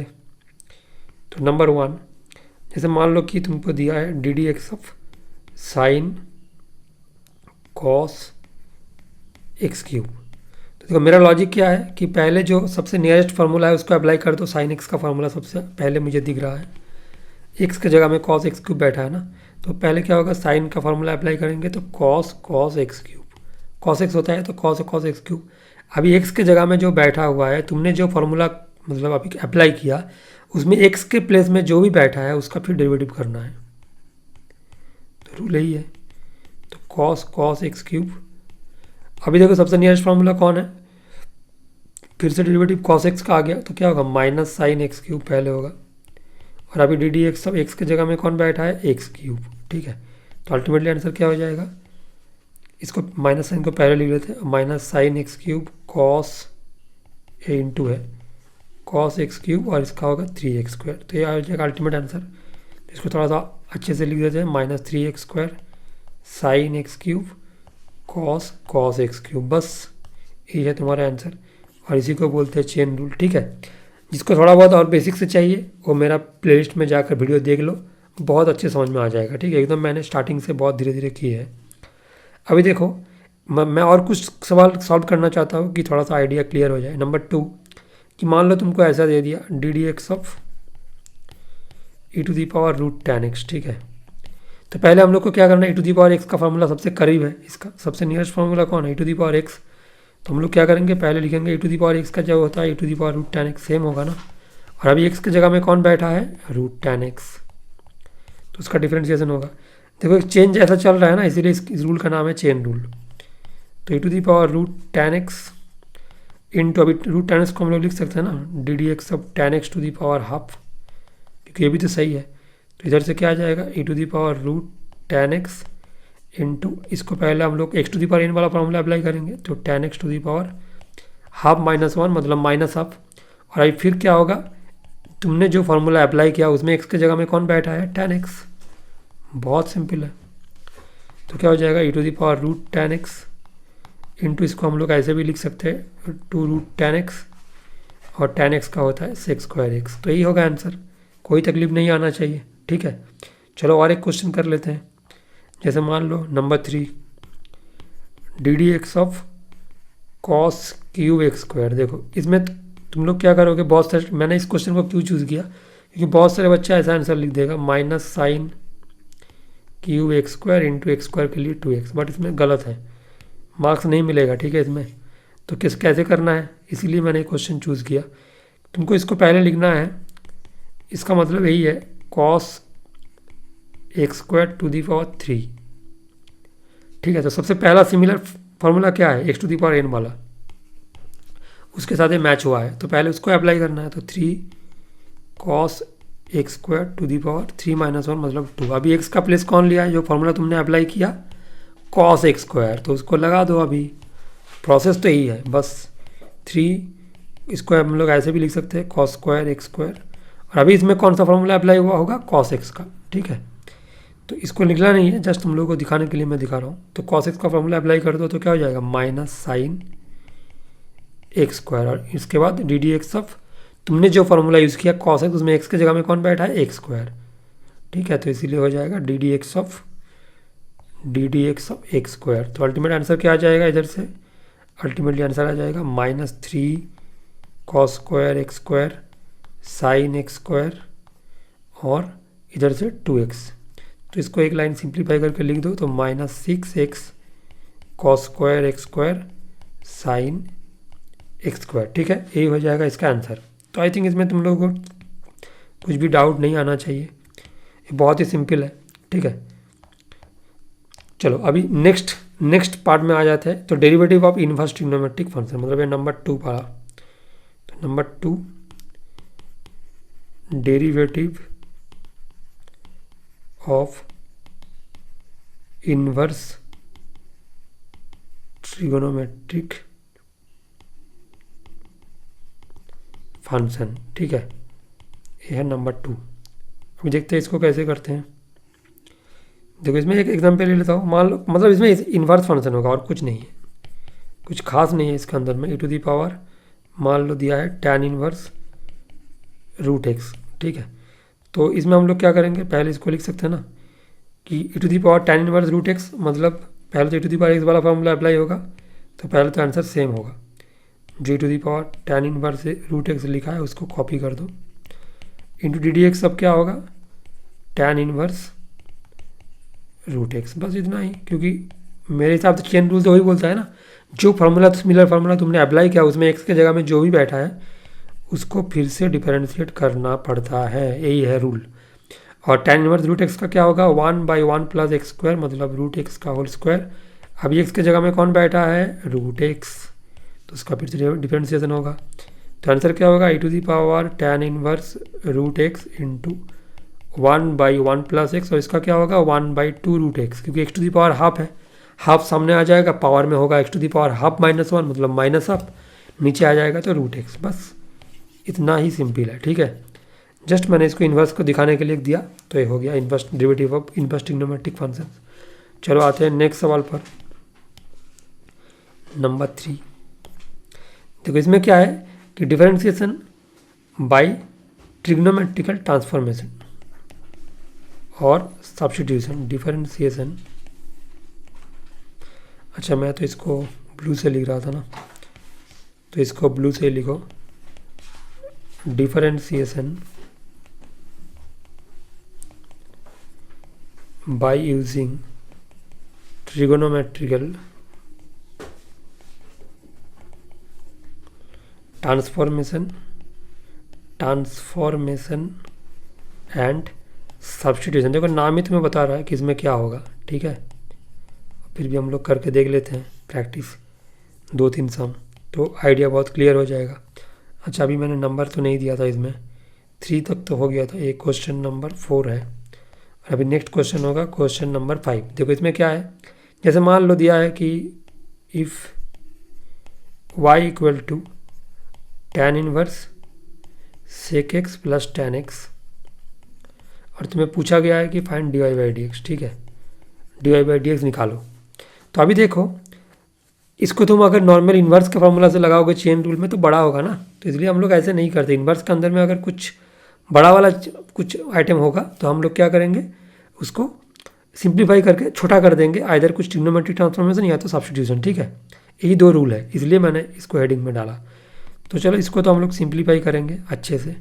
देखो इसको क्या लिख सकते हैं, 1 + sin x / cos x, क्योंकि वो sec x को अगर हम लोग 1/cos x लिख दिया और tan x को sin x / cos x, तो cos x एलसीएम हो जाएगा, तो जो मैंने लिखा वो आ जाएगा। ठीक है, अभी देखो जो 1 + sin x है ना, इसको हम लोग लिख सकते हैं cos² x/2 + sin² x/2 जो 1 है, और sin x को 2 sin x/2 cos x/2। ठीक है, और डिवाइडेड बाई क्या होगा, cos x का मतलब क्या है, इसको हम लोग लिख सकते हैं cos² x/2 - sin² x/2। ठीक है, तकलीफ नहीं आना चाहिए। नेक्स्ट tan इनवर्स, अभी देखो इसको हम लोग ऊपर में जो बैठा है ना, इसको लिख सकते हैं ना cos x/2 + sin x/2 whole square, और जो नीचे बैठा है देखो a² - b² है। ठीक है, तो इसको हम लोग क्या लिख सकते हैं, cos x/2 - sin x/2 into cos x/2 + sin x/2। ठीक है, तो ये एक कट जाएगा, तो जो ऊपर में बैठा है वो क्या होगा, अभी tan inverse cos x/2 + sin x/2 और divide by cos x by to minus sine x by to. जब भी इस टाइप का फॉर्मेट आ जाएगा ना, मतलब tan inverse cos by cos plus sine minus cos by sine cos minus sine ऐसे, तो क्या होगा, हम लोग को कॉस एक्स बाई से डिवाइड कर देना चाहिए ऊपर नीचे, तो हो जाएगा 1 plus tan x by two by 1 minus tan x by two. मैंने क्या किया, कॉस एक्स बाई टू से डिवाइड किया ऊपर और नीचे, ठीक है। और अभी नेक्स्ट लाइन में 1 को हम लोग रिप्लेस करके लिख सकते हैं ना, tan pi by 4 plus tan x by to, और नीचे जो है उसको 1 को 1 रहने देते हैं, और इधर जो देखो एक 1 है ना, कुछ नहीं है मतलब मान सकता हूँ मैं 1 है, और इस 1 के जगह में बैठा रहता हूँ tan पाई बाई 4। क्यों मैं ऐसा कुछ कर रहा हूँ, क्योंकि फार्मूला में एडजस्ट करने के लिए, क्योंकि tan 45 डिग्री है पाई बाई 4 और जिसका वैल्यू होता है 1, ठीक है, कोई भी तकलीफ नहीं आना चाहिए। Next tan pi by 4 plus x by to. चलो आगे बढ़ते हैं, तो क्या होगा, tan इनवर्स और tan चला गया जो मैं चाह रहा था, जिसके लिए मैंने इतना कुछ किया, तो मेरा y आ गया इतना अभी तक। तो अभी तक जो भी कैलकुलेशन था वो इन्वर्स ट्रिग्नोमेट्री का था। अभी हम लोग क्या लिखेंगे, dWRT(x), तो dy बाई डी एक्स क्या आ जाएगा, पाई बाई 4 का मतलब 0 और x बाई 2 का मतलब है हाफ, क्योंकि हाफ बाहर आ गया, x डिविटी में 1, तो आंसर क्या हो गया, हाफ। ये बहुत ही एक इंपॉर्टेंट सवाल था, ठीक है। अच्छा, कोई भी बच्चा अगर चाहे तो इसको ऐसे भी कर सकता है, जो ये वाला लाइन है ना, इसको चेंज करके ऐसे लिख सकते हो, tan inverse 1 plus cos pi by 2 minus x, और नीचे को sine pi by 2 minus x. इसके बाद जो सम मल्टीपल का फार्मूला है उसको लगा कर घर में ट्राई करना, तो उसमें भी आंसर आ जाएगा, ठीक है। और जिसको ये वाला मेथड पसंद है उसमें तो कोई प्रॉब्लम नहीं है, उसको इसमें ही करना चाहिए, ठीक है, बट दोनों ही सही है, कोई गलत नहीं है। अभी नेक्स्ट क्वेश्चन नंबर 6 में आता हूँ। 6 में क्या पूछा गया, इफ़ y इक्वल टू, मैं हर एक टाइप का सवाल मैं क्लास में करा रहा हूँ कि तुम लोगों को हर एक सवाल प्रैक्टिस हो जाए एक बार एग्ज़ाम से पहले। So 1 minus x by 1 plus x, then so that, ये पूछा गया है, so that d y by d x equals to minus x by under root 1 minus x square. देखो इसको कैसे करोगे, इसके लिए तो सब्स्टिट्यूशन का ज़रूरत है, ठीक है। तो पहले हम लोग क्या करेंगे, इसका कलर चेंज करके करते हैं। तो एक्स को हम लोग कुछ ले लेते हैं, क्योंकि ये बहुत ही बड़ा वाला एक मतलब बड़ा वाला क्वांटिटी बैठा है ट्रिग्नोमेट्रिक फंक्शन के अंदर में, तो इसको तो हैंडल करना बहुत टफ हो जाएगा बाय यूजिंग चेन रूल। तो हम लोग इसको छोटा करेंगे, पहले सिंप्लीफाई करेंगे, उसके बाद लास्ट में डिफरेंशिएट करेंगे, ठीक है, रूल यही है। तो हम लोग क्या करते हैं, देखो ये जो फॉर्मेट है ना 1 minus x by 1 plus x, जब इसको देखोगे ना और रूट ओवर के अंदर जब होगा ये, तो क्या लेना है, x equal to cos 2 theta या कॉस थीटा, तुम्हें जो अच्छा लगे। और अगर तुम इसको रूट ओवर के अंदर में नहीं देखो तब क्या लेना चाहिए, x equal to tan square theta, क्योंकि वो भी एक फार्मूला देगा, ठीक है। तो डिपेंड करता है कि कौन सा फॉर्म में है, रूट ओवर के अंदर रहेगा तो cos 2 थीटा, और रूट ओवर के बाहर रहेगा तो तुम्हारा tan स्क्वायर थीटा, दोनों ही फार्मूला आएगा, ठीक है। तो मैं cos 2 थीटा लेता हूँ, putting x equal to cos 2 theta. देखो फ़ायदा क्या होगा, देखो हम लोग तो जो भी कर रहे हैं फ़ायदे के लिए ही कर रहे हैं ना, तो जो फ़ायदा होगा वो इम्पॉर्टेंट है। अगर कुछ फ़ायदा नहीं हो रहा है तो करके कोई फ़ायदा नहीं है। तो 1 minus cos 2 theta by 1 plus cos 2 theta, ऐसे इसको लिखेंगे पहले, ठीक है। नेक्स्ट साइन, अभी देखो 2 tan इनवर्स, इसको हम लोग क्या लिख सकते हैं, 1 माइनस cos 2 थीटा को 2 साइन स्क्वायर थीटा, ये फार्मूला है डायरेक्ट, और ये क्या हो जाएगा 2 cos स्क्वायर थीटा, ठीक है, और अंडर रूट। चलो नेक्स्ट साइन 2 tan इनवर्स, अभी देखो रूट ओवर चला जाएगा, 2 चला गया, sine square theta by cos square theta क्या होता है, tan स्क्वायर थीटा, तो स्क्वायर के साथ रूट ओवर चला जाएगा तो आ जाएगा क्या, tan थीटा, ठीक है। तो नेक्स्ट साइन 2 tan इनवर्स और tan थीटा कट जाएगा तो आ जाएगा थीटा, तो साइन 2 थीटा। अच्छा अभी देखो cos 2 थीटा को हम लोगों ने क्या लिया था, एक्स, तो साइन 2 थीटा क्या होगा, तो साइन 2 थीटा क्या होना चाहिए, साइन 2 थीटा हो जाएगा under root 1 minus x square, यहाँ से तो हम लोग इसको रिप्लेस कर सकते हैं, बट इसमें जो प्रूफ दिया है वो तो नहीं आएगा शायद, पता नहीं क्यों, क्योंकि साइन 2 tan इनवर्स मैंने तो कुछ गलती तो मैंने नहीं किया, sine square theta by cos square theta tan theta, तो थीटा हो गया, अभी 2 भी है तो साइन 2 थीटा तो आ जाएगा, मतलब साइन 2 थीटा अगर आ गया तो ये तो इसको तो हम लोग लिख सकते हैं 1 माइनस एक्स स्क्वायर, ठीक है। देखते हैं, चलो next d y by d x क्या हो जाएगा, पहले हम लोग इसको लिख सकते हैं ना कि 1 minus x square to the power half. हाँ, शायद आंसर मिल जाए, मतलब मैच कर जाएगा। तो हाफ सामने आ जाएगा, तो 1 minus x square to the power minus half, ठीक है। और अभी देखो इसको चेन रूल अप्लाई करेंगे तो इसका डेरिवेटिव होगा ना d D x of 1 minus x square, जिसको हम लोग x to the power n वाला फॉर्मूला में अप्लाई किया। हाँ, आंसर आ जाएगा, मैंने शायद कुछ अलग सोच लिया था। तो इसको हम लोग लिख सकते हैं 1/√1 माइनस एक्स स्क्वायर, नीचे ले जाएंगे तो, और इसका आंसर क्या आएगा -2x। तो चलो 2 काट दो, तो आंसर आ गया -x/√1 माइनस एक्स स्क्वायर। एक अच्छा सवाल था, आई थिंक सभी लोगों को समझ में आ गया, ठीक है। सभी स्टूडेंट्स को समझ में आ गया कि कैसे इसको करना है।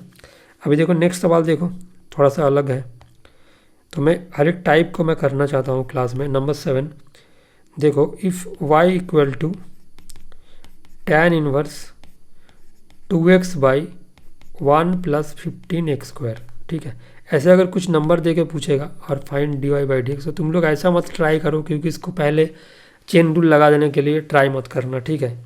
इसको सिंप्लीफाई करना है कुछ, और बहुत आसान है कि आंसर आ जाएगा। तो क्या होगा, देखो कैसे करते हैं। तो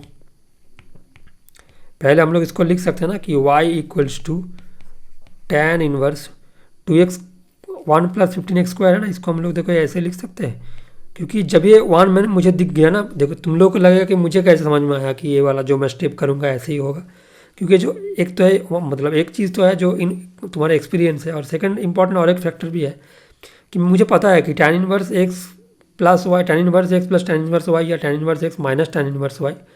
मेरा जो लास्ट वीडियो है तुम्हारा तुम्हारा क्या बोलते हैं उसको, इन्वर्स ट्रिग्नोमेट्रिक फंक्शंस में, जो 1 शॉट वीडियो मैंने दिया, उसमें देख लेना कि मैंने इन्वर्स का ऐसे क्वेश्चन मैंने सॉल्व किया है। तो tan inverse x minus tan inverse y, या tan inverse x plus tan inverse y का जो फॉर्मूला होता है ना, उसमें क्या आता है tan inverse x plus y/1 minus x y, या प्लस या माइनस, ठीक है।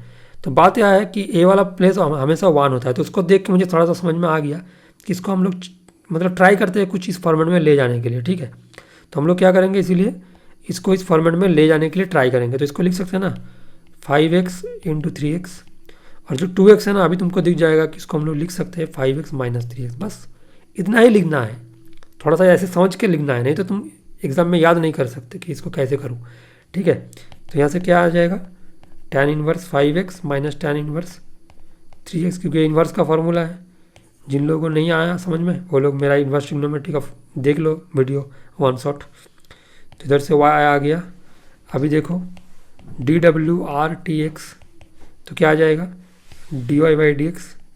tan इनवर्स 5x क्या होगा 1/1 + 5x का होल स्क्वायर, मतलब 25x स्क्वायर, 5x का डेरिवेटिव क्या होगा 5। अभी तुम लोग बहुत जान गए हो, तो इसको हम लोग डायरेक्टली कर सकते हो। 3x का क्या आएगा 3, तो आंसर क्या आ जाएगा 5/1 + 25x square minus 3/1 + 9x square, ठीक है। बस इतना ही था, ज़्यादा डिफिकल्ट तो नहीं है। तो हम लोग टोटल अभी तक 3 पार्ट कंप्लीट कर लिए, ठीक है।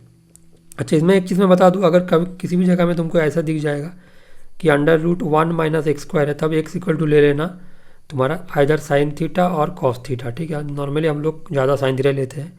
और अगर तुम्हें दिखेगा कि a² माइनस एक्स स्क्वायर है, तो क्या लेना है x equal to a sine theta और a कॉस थीटा। हम लोग क्यों ऐसा लेते हैं, क्योंकि इसके बाद ये फार्मूला में आ जाता है जो क्लास 10th में हम लोग पढ़ते हैं ना, ट्रिग्नोमेट्रिक आइडेंटिटी।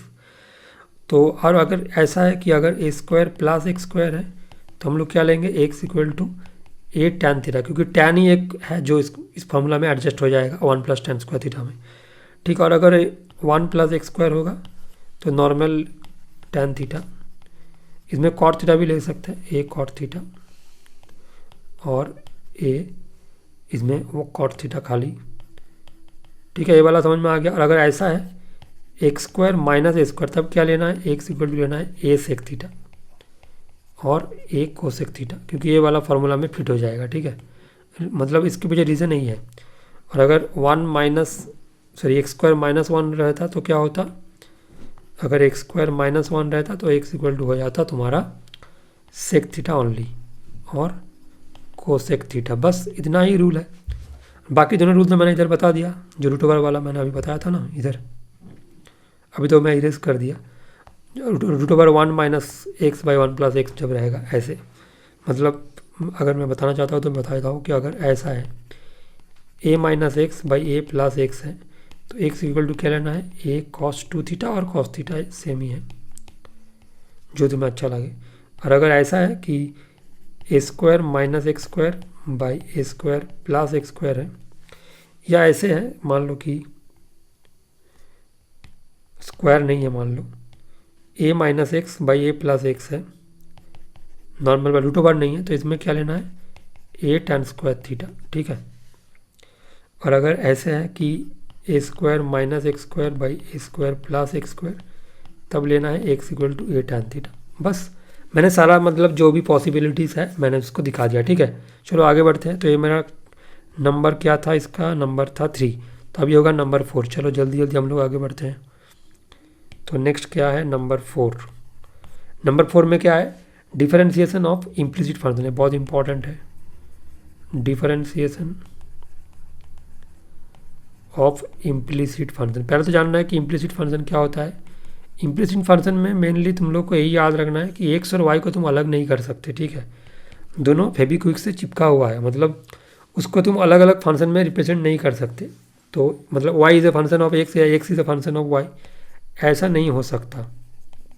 ए भी नहीं हो सकता और ए भी नहीं हो सकता, ठीक है। दोनों एक साथ में मिलके रहेगा। जैसे मान लो मैं एक तुम्हें दिखा देता हूँ, मान लो कि ऐसा है कि एक्स वाई, एक मैं क्वेश्चन सॉल्व करा देता हूँ, मुझे नंबर याद नहीं है, ठीक है, फिर से मैं 1 डाल रहा हूँ कि बार बार मैं कितना बार देखूँ कि कौन सा नंबर चल रहा है, बहुत ही इरिटेटिंग होता है। तो देखो 1, if x square plus x y equal to मान लो वाई स्क्वायर, और find d y by d x. अभी तुम बताओ कि इसमें हम लोग क्या एक्स और वाई को अलग अलग कर सकते हैं, नहीं कर सकते। जितना मर्जी ट्राई कर लो घर में, क्योंकि अगर इधर से मैं एक्स कॉमन भी ले लूँ तो क्या आ जाएगा, x plus y equal to y square, तो एक्स क्या आ जाएगा, y square by x plus y आ जाएगा ना, तो नहीं हो सकता ऐसे। तो इसीलिए इसको बोलते हैं इम्प्लिसिट फंक्शन, ठीक है। समझ में आ गया कि हमेशा एक्स और वाई एक साथ में रहेगा, मिल के रहेगा, उसको अलग नहीं कर सकते, ठीक है। तो अभी इसको हम लोग क्या करेंगे, डी डब्ल्यू आर टी एक्स, फिर से मैंने कलर चेंज करना भूल गया, चलो ठीक है। तो देखो क्या होगा, 2x होगा एक्स स्क्वायर का डेरिवेटिव, और एक्स वाई का क्या होगा, उसमें u भी लगेगा ना, तो x इंटू वाई का डेरिवेटिव क्या है, d y by d x, plus y into x का डेरिवेटिव क्या होगा 1, और इधर क्या होगा 2y, पहले वाई स्क्वायर का डेरिवेटिव क्या है 2y, और उसके बाद डेरिवेटिव जो फॉर्मूला तुम कंपेयर कर रहे हो उसमें एक्स की जगह में जो बैठा है, मतलब d y by d x, ठीक है, क्योंकि तुम एक्स के रेस्पेक्ट में कर रहे हो। अभी d y by d x वाला टर्म को एक साइड में लेकर आओ, क्योंकि उसको तो निकालना है ना, तो उसको एल एच एस में लेकर आओ। तो x into d y by d x minus 2y into d y by d x equals to minus 2x minus y. I think कोई भी डाउट नहीं है। तो अगर मैं यहाँ से d y by d x को कॉमन ले लेता हूँ तो आ जाएगा अंदर में x माइनस 2y, और इसमें 2x प्लस वाई अगर मैं माइनस कॉमन ले लिया तो क्या आ जाएगा, ultimately d y by d x equal to minus of 2x plus y by x minus 2y। तो ये हो जाएगा आंसर। बस यही कंसेप्ट है, ठीक है। तो इसको बोलते हैं तुम्हारा डिफरेंशिएशन ऑफ इम्प्लिसिट फंक्शन। चलो एक अच्छा क्वेश्चन कर लेते हैं जो इंपॉर्टेंट है, ठीक है, इस पर्टिकुलर टॉपिक से जो मुझे लगता है इंपॉर्टेंट है। इफ़ साइन वाई, ए शायद मैंने मेरा प्रीवियस वीडियो में भी मैंने सॉल्व किया डिफरेंशिएशन वाला सीरीज़ में। Prove that d y by d x equal to sine square a plus y by, अच्छा थोड़ा सा अच्छे से लिख देते हैं, मेरा हैंड राइटिंग ऐसे बहुत ख़राब है। तो sine square a plus y by sine a, ठीक है। देखो इसको कैसे करना पड़ेगा, इसमें जो इम्पोर्टेंट स्टेप है ना, देखो ये जो साइन स्क्वायर है, तो इसको देख के मुझे समझ में आया कि स्क्वायर तभी आता है डेरिवेटिव में, मतलब कोई भी फार्मूला नहीं है जो तुम्हें स्क्वायर देगा, बट एक फार्मूला है जो यू बाई वी वाला फार्मूला है ना, उसमें हम लोग स्क्वायर मिल जाता है। तो इसलिए हम लोग क्या करेंगे, पहले एक्स इक्वल टू लिखेंगे sine y by sine a plus y, क्योंकि नीचे चला गया ना। अभी अगर डेरिवेटिव का फार्मूला अप्लाई होगा यू बाई वी तो ऑटोमेटिकली आ जाएगा स्क्वायर। तो इसको सोच के मैंने किया डी डब्ल्यू आर टी एक्स। जो मेरा सोच है वो बहुत इंपॉर्टेंट है कि मैंने कौन सा बेसिस में इसको ऐसे किया, मतलब मैं तो बहुत कुछ कर सकता था बट मैंने इस पर्टिकुलर स्टेप को मैंने क्यों किया, इसका मुझे रीज़न नहीं है। तो एक का डेरिवेटिव क्या होगा 1, और अभी हम इसमें क्या करना है, sine square a plus y, क्योंकि भी स्क्वायर अभी क्या है, भी कांस्टेंट है, तो साइन ए प्लस, मैंने इसको यू बाई वी वाला फार्मूला अप्लाई कर रहा हूँ, ठीक है।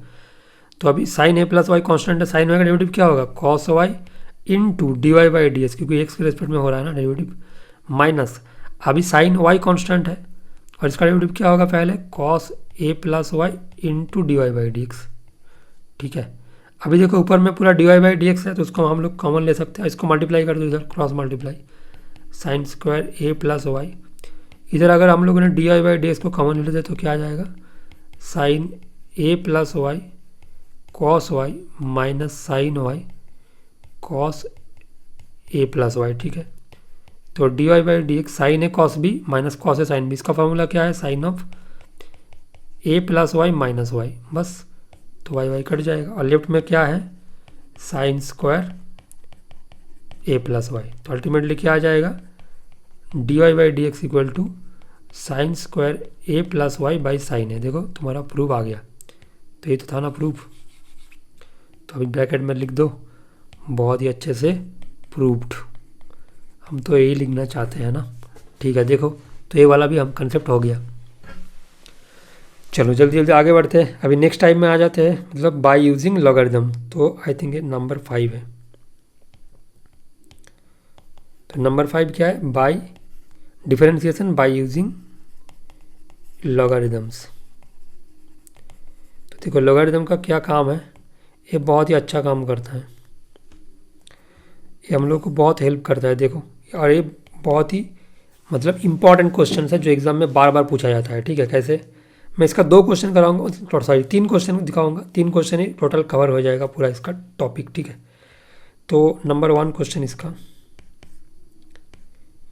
If y equals to root x into x plus 4 to the power 5/3 divided by 3 minus 4x to the power 3/2। ठीक है, find d y by d x. तो देखो क्या करना पड़ेगा इसमें, देखो पहले इसको देखो, अगर इसको हम लोग नॉर्मल वैसे करने के लिए ट्राई किया तो बहुत दिक्कत होगा, क्योंकि बहुत बड़ा एक फंक्शन है, यू इंटू वी, बहुत कुछ लिखा हुआ है, u into v by v, मतलब तो ये बहुत ही मतलब एक कॉम्प्लेक्स चीज़ है ना। तो इसको करने के लिए हम लोग को क्या करना पड़ेगा, लॉग का हेल्प लेना पड़ेगा, क्योंकि लॉग एक क्वांटिटी है जो बहुत हेल्प करेगा इस पर्टिकुलर प्रॉब्लम में। देखो कैसे, पहले लिख लेना कि taking log on both side, taking log on both side, ये लॉग में कुछ लिखा नहीं है, मतलब इसका बेस ही है, ये मान लेना। ठीक है, तो log y equals to log root x into x plus 4 to the power 5/3 by 3 minus 4x to the power 3/2।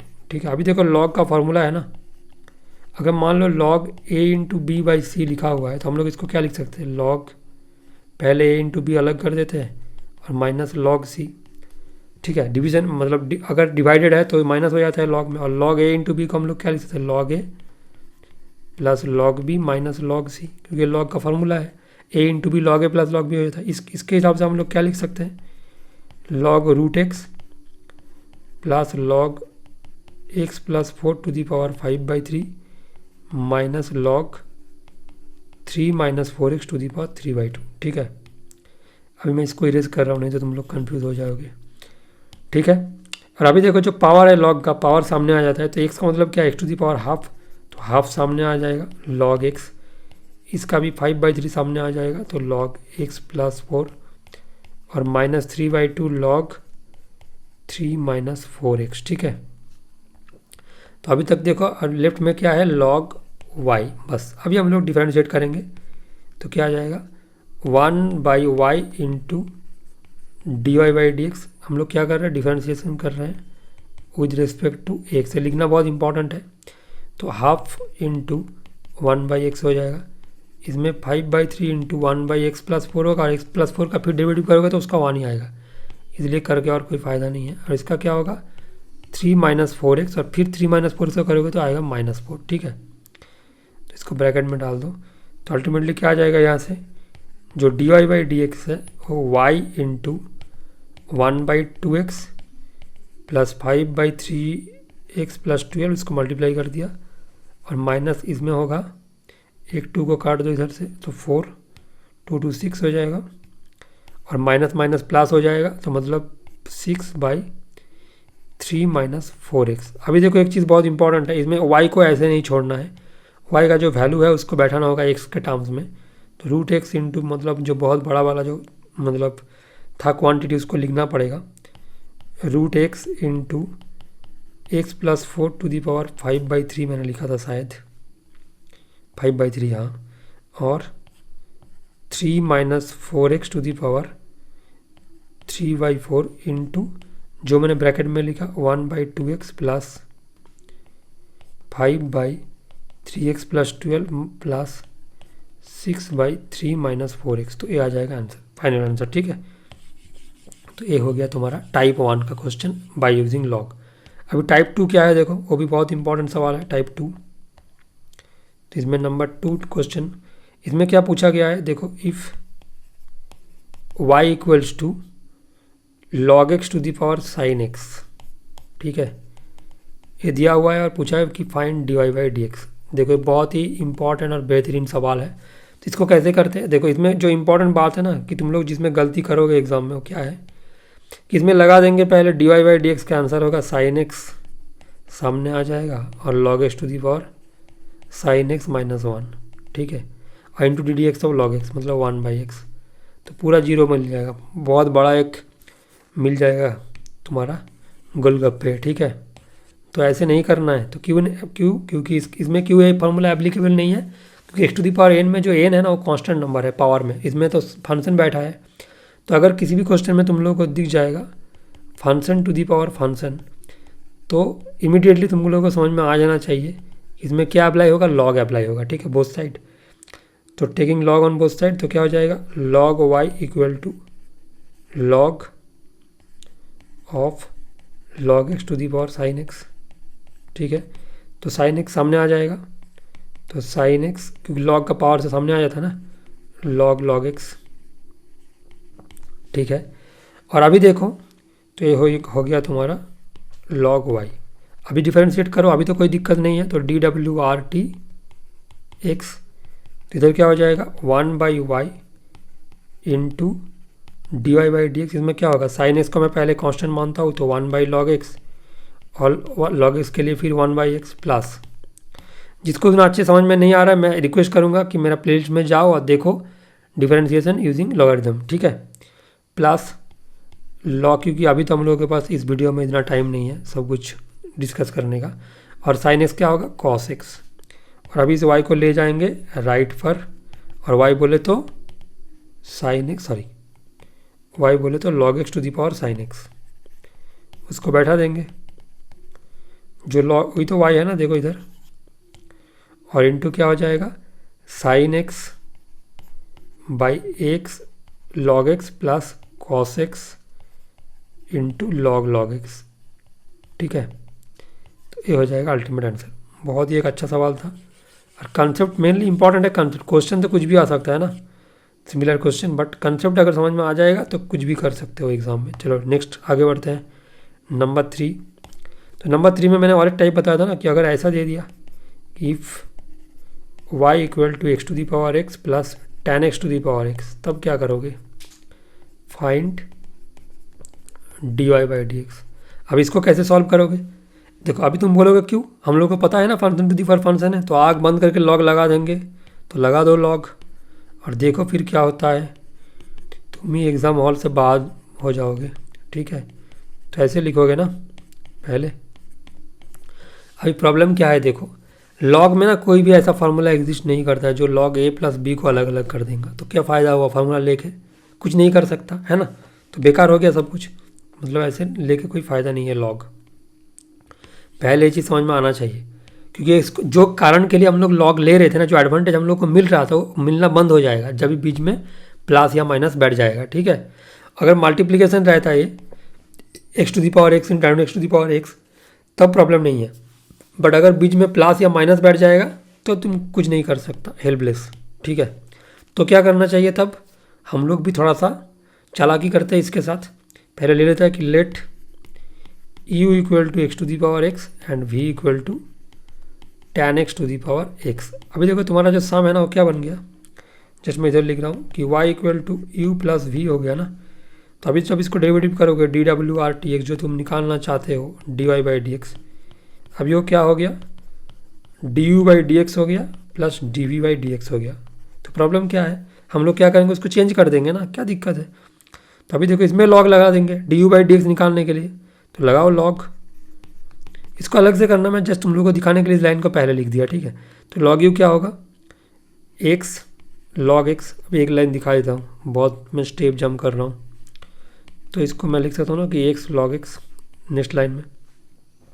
अब इसका डिफरेंशिएशन क्या होगा 1 by you into D u by d x, और इसका क्या आ जाएगा एक्स इंटू लॉग एक्स के लिए 1 बाई एक्स और लॉग एक्स इंटू 1x का डेरिवेटिव।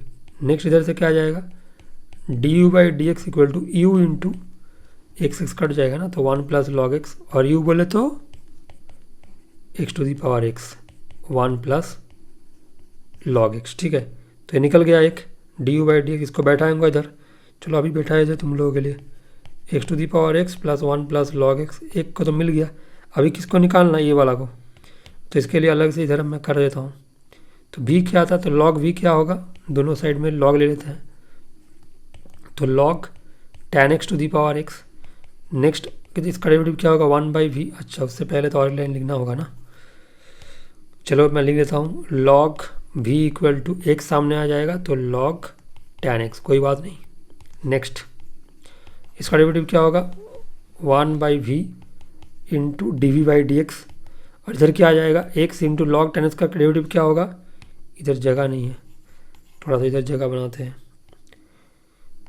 अभी स्पेस का बहुत प्रॉब्लम हो रहा है। तो 1 by v into d v by d x, इधर आ जाएगा x into 1 by tan x log tan x के लिए, और tan x के लिए फिर सेक्स स्क्वायर x, ठीक है, प्लस अभी लॉग tan x कांस्टेंट है, तो x का डेरिवेटिव क्या होगा 1, तो ultimately d v by d x क्या बन जाएगा v into x sec square x by tan x plus log tan x, ठीक है। हैंड राइटिंग बहुत गंदा हो रहा है जल्दी जल्दी करने के चक्कर में, देखो लॉग tan x, ठीक है।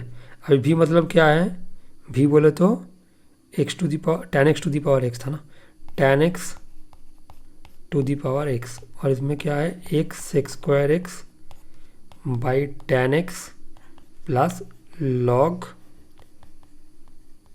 tan x। बस इसको बैठा दो इधर लेकर, तो प्लस हो जाएगा tan x to the power x into x sec square x by tan x plus log tan x। बस इतना ही है इसका आंसर। इसको अलग अलग कर देता हूँ, देखो ये अलग है, तो ये हो जाएगा तुम्हारा आंसर, ये दोनों का एडिशन, ठीक है।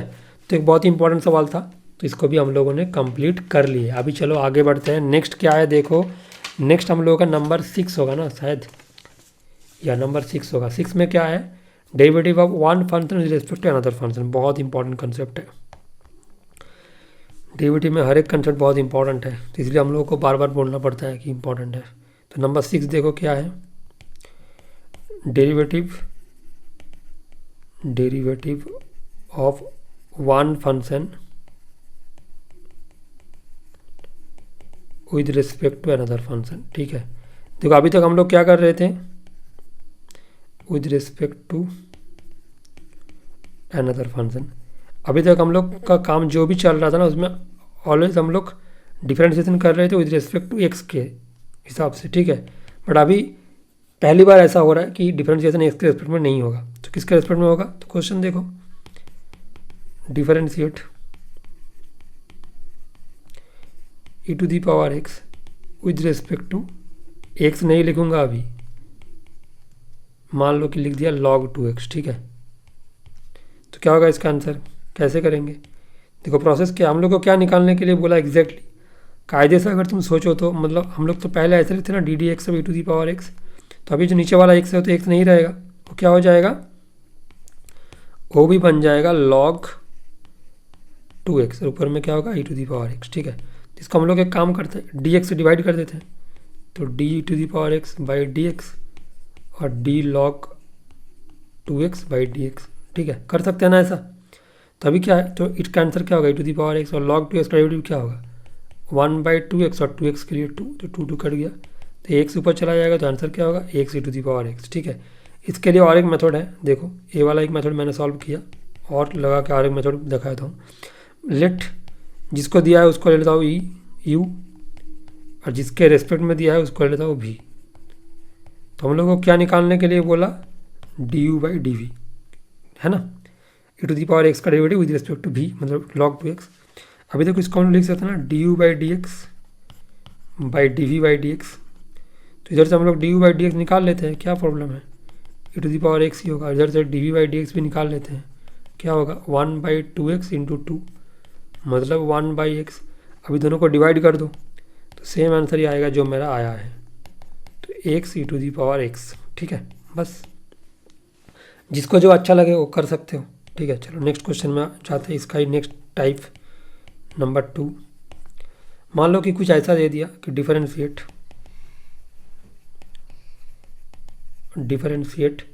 tan inverse √1 - x² x with respect to cos inverse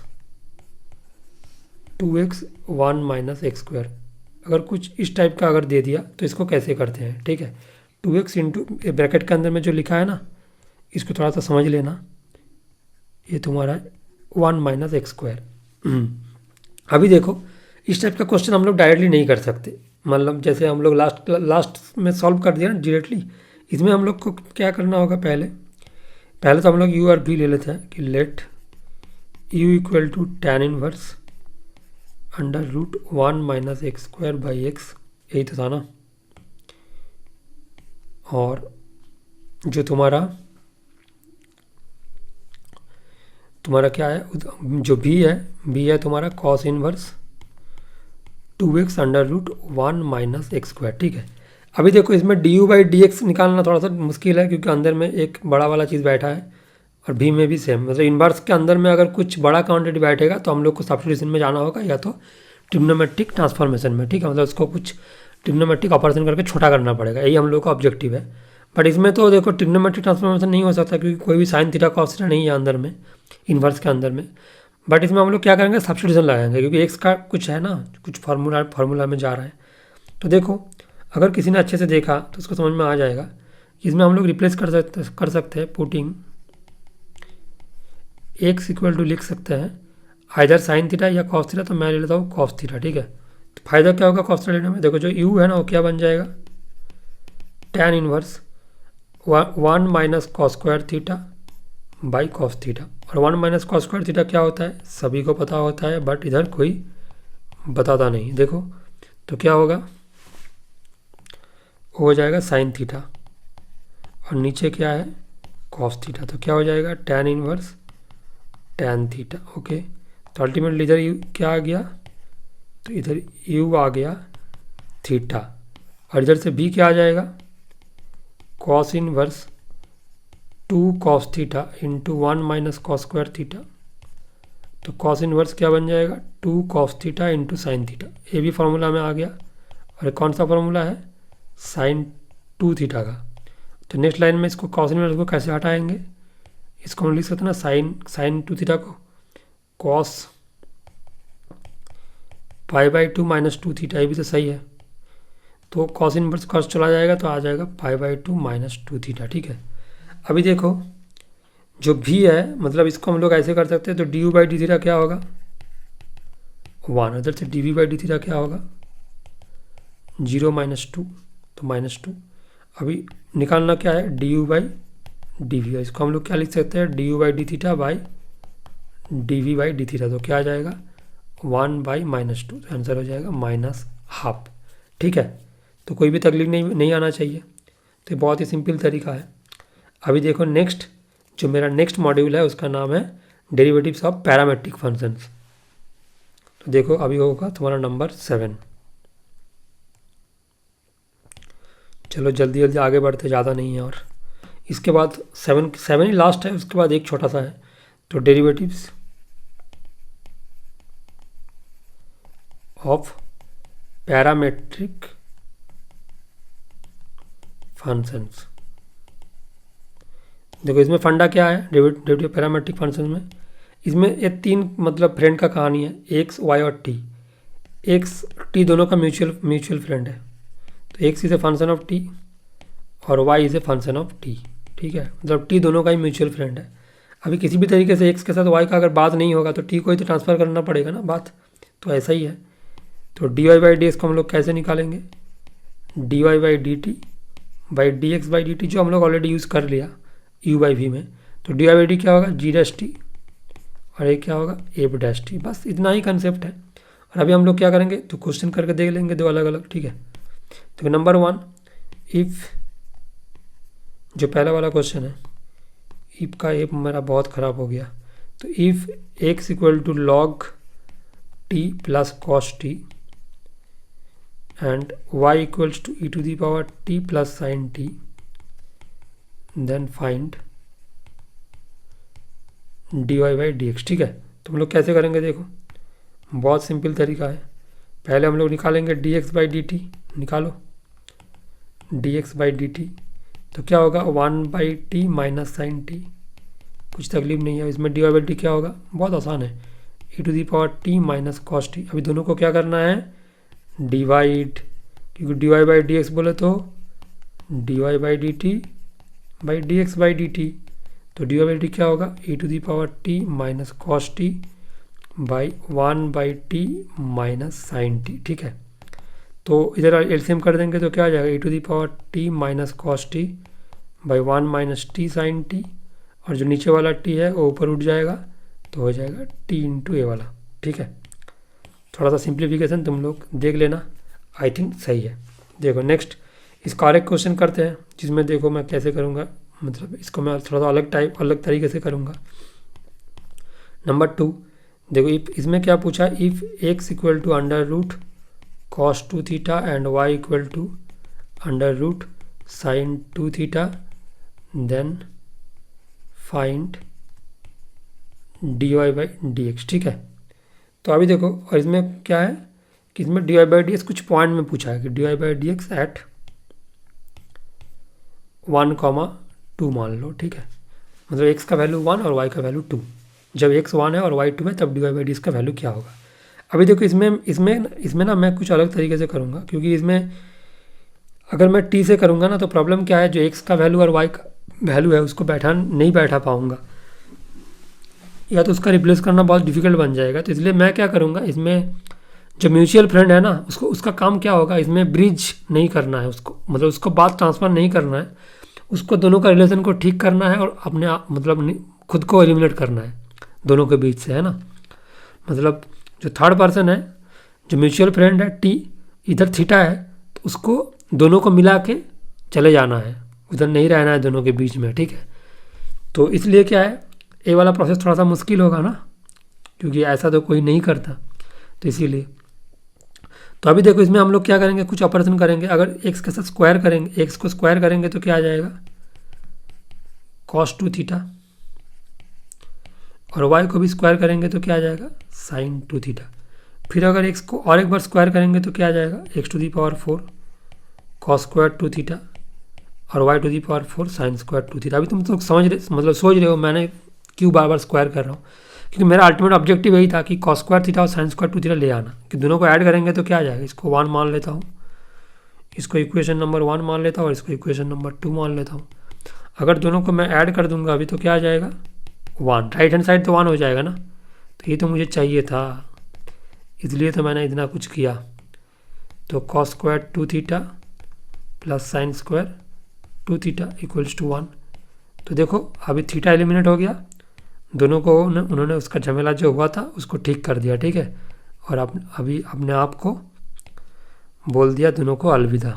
चलो देखो नेक्स्ट, डी डब्ल्यू आर टी एक्स, तो क्या होगा, एक्स टू दी पावर 4 का डेरिवेटिव क्या होगा, 4x क्यूब, और इसका क्या होगा 4y cube into d y by d x equal to 0। और यहाँ से तुम्हारा क्या हो जाएगा, d y by d x, देखो 4 तो चला जाएगा, तो minus x cube by y cube. अभी क्या पूछा, d y by d x at x equal to 1 और वाई इक्वल टू 2, तो क्या होगा -1 का क्यूब बाई 2 का क्यूब, तो हो जाएगा -1/8। एक बहुत ही अच्छा सवाल है, तो मैंने इस टाइप का सवाल भी तुम लोगों को करा दिया, ठीक है। चलो अभी हम लोग आगे बढ़ते हैं। जो फर्स्ट ऑर्डर डेरिवेटिव का लास्ट टाइप है मैं अभी वही करने जा रहा हूँ। उसका नाम क्या है? उसका नाम है तुम्हारा derivatives of an infinite series. Derivatives of an infinite series. कभी कभी ऑब्जेक्टिव क्वेश्चन दे सकता है, इसलिए मैंने इसको करा रहा हूँ, ठीक है। सिलेबस में नॉर्मली ये तो नहीं आता है बट दे सकता है। क्वेश्चन क्या है, मान लो if y equals to e to the power x plus e to the power x plus e to the power x, ऐसे करते करते टू इनफाइनाइट टर्म्स, ठीक है। तो क्या करना है, प्रूव दैट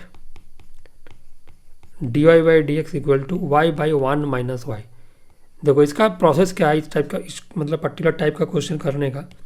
इसमें ना फंक्शन रिपीट होता है, ठीक है। तो रिपीटेशन को तुमको ढूंढना पड़ेगा। देखो तुम अगर इसको देखो तो ये भी तो वाई है ना, इसको अगर भूल जाओगे तो सेम ही तो देखो रिपीट कर रहा है ना। तो इसको हम लोग लिख सकते हैं y equal to e to the power x plus y. बस इतना ही काम है, और रिपीटेशन को ढूंढ के उसके जगह में वाई को फिट कर देना, बस काम बन जाएगा। अभी क्या करना है, अभी तुम्हें जो अच्छा लगे करो।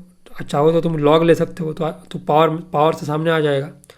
लॉग नहीं भी लेंगे तो भी कोई दिक्कत नहीं होगा, बट लॉग ले लेंगे तो अच्छा होगा। और लॉग, अच्छा ठीक है, तो मैं तुम लोगों को लॉग ना लेकर दिखाता हूँ कैसे करना है, ठीक है। तो डी डब्ल्यू आर टी एक्स, तो क्या हो जाएगा, d y by d x equal to पहले to the power x plus y, तो ऐसे ही रहेगा। और इसका डेरिवेटिव होगा तो one plus d y by d x, ठीक है। अभी देखो जो प्रूफ है ना उसमें कोई भी term e to the power x plus y नहीं है, तो इसको देख के हम लोगों को समझ में आना चाहिए e to the power x plus y y है, उसको बैठा दो इधर, ठीक है। और अभी d y by d x को एक साइड में लेके जाओ, तो क्या होगा, d y by d x minus y into d y by d x equals to y, ठीक है। यही तो है ना। इसको थोड़ा सा अच्छे से लिखते हैं। देखो नेक्स्ट इधर से d y by d x अगर मैं कॉमन ले लेता हूँ तो क्या आ जाएगा, one minus y equals to y. तो d y by d x क्या होगा, y by one minus y. तो ये हो जाएगा तुम्हारा आंसर। और यही तो दिया है ना प्रूफ में, तो हो गया, लिख दो बड़ा करके प्रूफ्ड, जो हम लोग चाहते हैं लिखना, ठीक है। तो मैंने तो बहुत ही जल्दी जल्दी बहुत सारा सम तुम लोगों को करा दिया कि एग्ज़ाम में कुछ भी प्रॉब्लम ना आए, ठीक है। बट तुम लोग, मेरा एक ही रिक्वेस्ट है, वीडियो को लाइक कर देना अगर तुम लोग को वीडियो सही लग रहा है तो, ठीक है। मेरा पढ़ाने का स्टाइल अगर अच्छा लग रहा है तो वीडियो को जरूर लाइक कर दो। चलो आगे बढ़ते हैं। Next second order derivative. देखो यही हम लोग का लास्ट टॉपिक है आज का वीडियो का या आज का लेक्चर का, ठीक है। तो सेकेंड ऑर्डर डेरिवेटिव क्या होता है, सेकेंड ऑर्डर डेरिवेटिव मतलब दो बार डेरिवेटिव करना होगा, ठीक है। बस इतना ही सिंपल है, ज़्यादा कुछ सोचने का ही नहीं है। जैसे मान लो क्वेश्चन नंबर 1, इफ़ वाई, इधर से एक क्वेश्चन आ सकता है, मतलब आने का चांसेस बहुत ज़्यादा है, नॉर्मली आता है। तो y equal tan inverse x, find d two y by d x two. देखो जो सेकंड ऑर्डर डेरिवेटिव है ना, इसको कैसे लिखते हैं थोड़ा सा बता देता हूँ मैं। इसको लिखते हैं d two y by d x two, बोलने का टाइम में ऐसे बोलते हैं d two not d square, d two y by d x two. और इसको वाई टू से भी लिखते हैं और वाई डबल डैश से भी लिखते हैं, ठीक, मतलब वाई डबल प्राइम भी बोलते हैं लोग। तो ऐसे इसको लिखा जाता है, ये सारा इस कन्वेंशन है। और जो d y by d x है, इसको लिखने का तरीका क्या है, वाई वन और वाई प्राइम मतलब वाई डैश, ठीक है। बस यही बोलना था मुझे। अभी नेक्स्ट देखो, तो इधर से पहले हम लोग को क्या निकालना होगा, d y by d x. और इसका आंसर क्या आएगा, 1/1 प्लस एक्स स्क्वायर। और इसके बाद क्या करेंगे, फिर से इसको डिफरेंशिएट करेंगे, मतलब अगेन डी डब्ल्यू आर टी एक्स। तो क्या हो जाएगा, d two y by d x two हो जाएगा लेफ्ट में, क्योंकि डी डी एक्स सब d y by d x होता है, d two y by d x two. बात समझ में आया, किसी को कोई तकलीफ नहीं आना चाहिए। और इसका क्या होगा, यू, इसको हम लोग लिख सकते हैं ना, 1 plus x square to the power -1। तो -1 इंटू 1 plus x square to the power -2, मतलब इसको हम लोग लिख सकते हैं 1/1 plus x square to the power 2। बस यही हो गया तुम्हारा आंसर। बहुत बढ़िया, चलो आगे बढ़ते हैं, देखते हैं कुछ इंपॉर्टेंट सवाल। नेक्स्ट नंबर 2, देखो इसमें प्रूफ आता है, मैक्सिमम टाइम इसमें प्रूफ ही पूछेगा। If y equal to log x plus under root x square plus a square, then p t मतलब प्रूव दैट, क्या प्रूव दैट बोला है, x square plus a square into d two y by d x two plus x into d y by d x equal to zero. ठीक है, चलो देखो इसको कैसे मैं सॉल्व करता हूँ, क्योंकि देखो तुम लोग भी सॉल्व कर सकते हो बट प्रोसेस थोड़ा सा इंपॉर्टेंट है, टाइम बच जाएगा और तुम किसी दूसरे क्वेश्चन क्रिटिकल क्वेश्चन में टाइम इन्वेस्ट कर सकते हो। ठीक है, तो इसीलिए मेरा प्रोसेस थोड़ा सा फॉलो करो। देखो पहले तो मैं d y by d x निकालूंगा आग बंद करके, पहला काम तो सब लोग के लिए सेम ही है। तो 1/x plus under root x square plus a square हो जाएगा और फिर इसका डेरिवेटिव लिखूंगा ना, d D x of x plus under root x square plus a square, इसमें कोई तकलीफ नहीं आना चाहिए। नेक्स्ट क्या होगा, इसको तो ऐसे ही रहने दो, x plus under root x square plus a square, इसमें क्या होगा, एक्स का डेरिवेटिव होगा 1 और इसमें 1/2 root x square plus a square. बहुत सारे ने सोच रहा कि मैंने कैसे लिख दिया, क्योंकि इसका मतलब क्या है, x square plus a square to the power half, तो हाफ सामने आ गया और पावर में चला गया -1 मतलब माइनस हाफ, तो नीचे आ गया 2 root x square plus a square है। ठीक है, और into derivative of x square plus a square क्या होगा, 2x, ए स्क्वायर का तो जीरो होगा और इसको कर दो यूजिंग फास्ट ब्रैकेट। ठीक है, सॉरी, तो इसको फास्ट ब्रैकेट के अंदर में डाल दो। चलो तो 2 चला गया और अब इसको क्या करना है, सिंप्लीफाई करना है, आगे डेरिवेटिव अभी नहीं करना है। तो x square plus a square into, अभी देखो इसको एलसीएम करेंगे तो x square plus a square plus x by under root x square plus a square, इसमें किसी को तकलीफ नहीं होना चाहिए। अभी देखो जो ऊपर में बैठा है ना, दोनों सेम है, अच्छे से देखो दोनों सेम है, तो कट गया, तो क्या बच जाएगा, under root x square plus a square. बस पहले इतना तक सिंप्लीफाई कर लो भाई, उसके बाद देखो, इसके बाद देखो बहुत सारे का मन कर रहा है कि इसका फिर डेरिवेटिव डिफरेंशिएट कर दो, बट ना, मेरा बात है कि नहीं करो, क्योंकि ऐसे रूट ओवर है ना, तो उसको ऐसे ही अवॉइड करना चाहता हूँ मैं।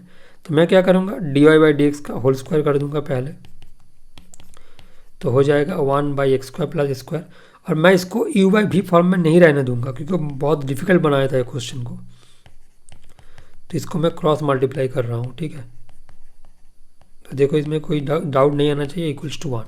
इसके बाद मैं करूँगा अगेन डी डब्ल्यू आर टी एक्स। ठीक है, तो देखो अब इसमें यू भी अप्लाई होगा, मैं दिखा देता हूँ कौन यू है और कौन वी है। इसको मान लो यू और ये पूरा को मान लो व्यू भी, नॉट व्यू भी।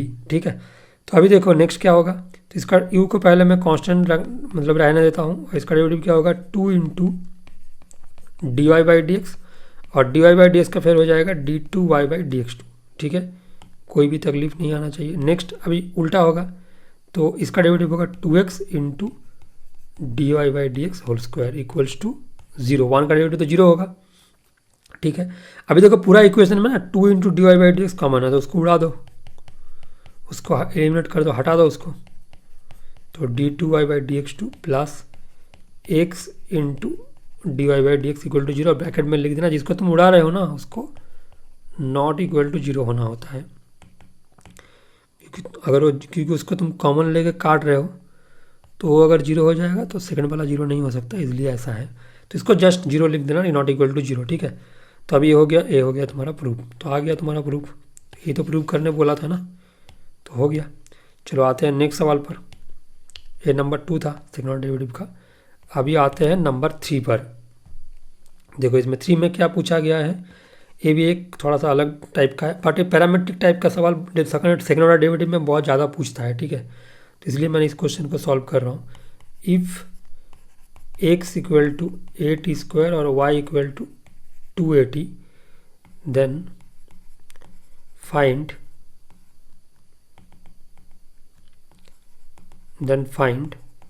d2y by dx2 at x equal to x नहीं, t इक्वल्स टू 2।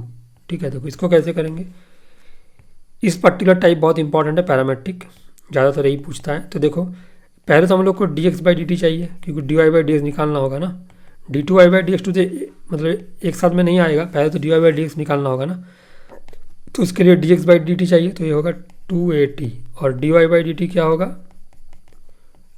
2 है, अभी डिवाइड कर दो, तो dy बाई dx क्या होगा dy by dt by dy by dx, मतलब 2a बाई 280, तो इधर से आ जाएगा 1/t, ठीक है। और अभी देखो इसको फिर से डिफरेंशिएट करेंगे तो क्या हो जाएगा d2y/dx2, अगेन इसके बाद लिखना अगेन नहीं, क्योंकि एक बार भी नहीं किया तो अगेन क्यों लिखूँगा, तो dwr/tx, तो लेफ्ट में तो d2y/dx2 होगा, बट राइट में क्या होगा ddx ऑफ 1/t। तो पहले इसको ज़बरदस्ती कर देते हैं t के रेस्पेक्ट में डेरिवेटिव, तो क्या होगा -1/t² इंटू dt/dx, ठीक है, क्योंकि तुमने x के रेस्पेक्ट में डेरिवेटिव किया ना। या तुम चाहो तो इसको ऐसे भी सोच सकते हो, देखो तुम लोगों के लिए मैं लिख रहा हूँ, पहले इसको dt ऑफ 1/t कर दो और इंटू dt/dx कर दो, तो सेम ही है ना अल्टीमेटली। तो ये हो जाएगा -1/t² इंटू dt/dx। अभी dt/dx क्या है, देखो यहाँ से dt/dx क्या है, इसका उल्टा हो जाएगा ना 1/2at, रेसिप्रोकल है उसका, तो मतलब 1/2at3। अभी बैठाओ इसको, जिसमें पूछा है d2y/dx2 एट t = 2, तो t = 2 होगा तो क्या होगा -1/2a इंटू 2³ मतलब -2 2 4 2 8 16 है, -1/16 ये होगा इसका आंसर। बहुत बढ़िया सवाल है ये, ठीक है। देखो मैंने पूरा कंप्लीट कर दिया पूरा डिफरेंशिएशन, और आई होप मैंने बहुत जल्दी ख़त्म किया, मतलब ज़्यादा टाइम मैंने नहीं लिया। इससे मतलब कम टाइम में तो नहीं कर सकता, क्योंकि अगर मैं क्वेश्चन सॉल्व नहीं करूँगा तो कोई फ़ायदा नहीं है ऐसे पढ़ के, क्योंकि ये तो थियोरेटिकल सब्जेक्ट नहीं है कुछ हिस्ट्री जैसा कि मैंने थ्योरी पढ़ लिया तो हो जाएगा। तो एप्लीकेशन बहुत इंपॉर्टेंट है, और स्पेशली इसमें ज़्यादा थ्योरी नहीं है डिफरेंशिएशन में, हर एक टाइप को मुझे दिखाना पड़ेगा, तब तुम लोगों को आसान होगा, मतलब एक प्योर मतलब एक प्रॉपर वे से रिवीजन होगा ना तब। तो इसलिए, और अगर किसी को किसी भी मतलब पर्टिकुलर टॉपिक में लग रहा है कि और ज़्यादा क्वेश्चन प्रैक्टिस करने का ज़रूरत है, तो मैं रिक्वेस्ट करूँगा कि मेरा प्लेलिस्ट में चले जाओ। देखो हर एक टाइप का मैंने जो अभी मतलब 8 टाइप्स मैंने लिखा ना, 7 to 8 टाइप्स जो मैंने लिखा अभी डिफरेंशिएशन का, हर एक का अलग अलग वीडियो है, और उसमें मैंने बहुत सारे क्वेश्चन सॉल्व किया। एक्सपेक्टेड है उधर से ही तुम्हारा बोर्ड में क्वेश्चन दिख जाएगा, ठीक है, आइदर उस सेम क्वेश्चन दिखेगा या तो सिमिलर टाइप्स दिख जाएगा। तो इसीलिए किसी को अगर अच्छे से करना है तो करो उधर जाकर, ठीक है। और तुम लोगों को मेरा जो 1 शॉट वीडियो कैसा लग रहा है ज़रूर मुझे कमेंट करके बताओ। चैनल को सब्सक्राइब कर दो, और जितना हो सके दोस्तों के साथ शेयर कर दो, ठीक है। और अगर किसी भी टॉपिक को अच्छे से देखना है तो प्लेलिस्ट में जाकर इंटीग्रेशन वाला में मैं जस्ट सजेस्ट करूँगा, क्योंकि इंटीग्रेशन अगर तुम लोग स्टार्टिंग से देखोगे ना तो बहुत अंदर से तुम लोगों को इंटीग्रेशन आएगा, मतलब ऊपर ऊपर से नहीं होगा। मैंने बहुत ही आराम से बहुत ही धीरे धीरे मैंने पढ़ाया, तो किसी भी स्टूडेंट जिसका लेवल कुछ भी है वो उसको जाकर अगर पढ़ेगा तो उसको इंटीग्रेशन आ जाएगा, ठीक है। तो ऐसे वीडियो देखते रहो, और नेक्स्ट वीडियो में हम लोग मिलते हैं। चलो आज के लिए इतना ही, बाय, थैंक यू।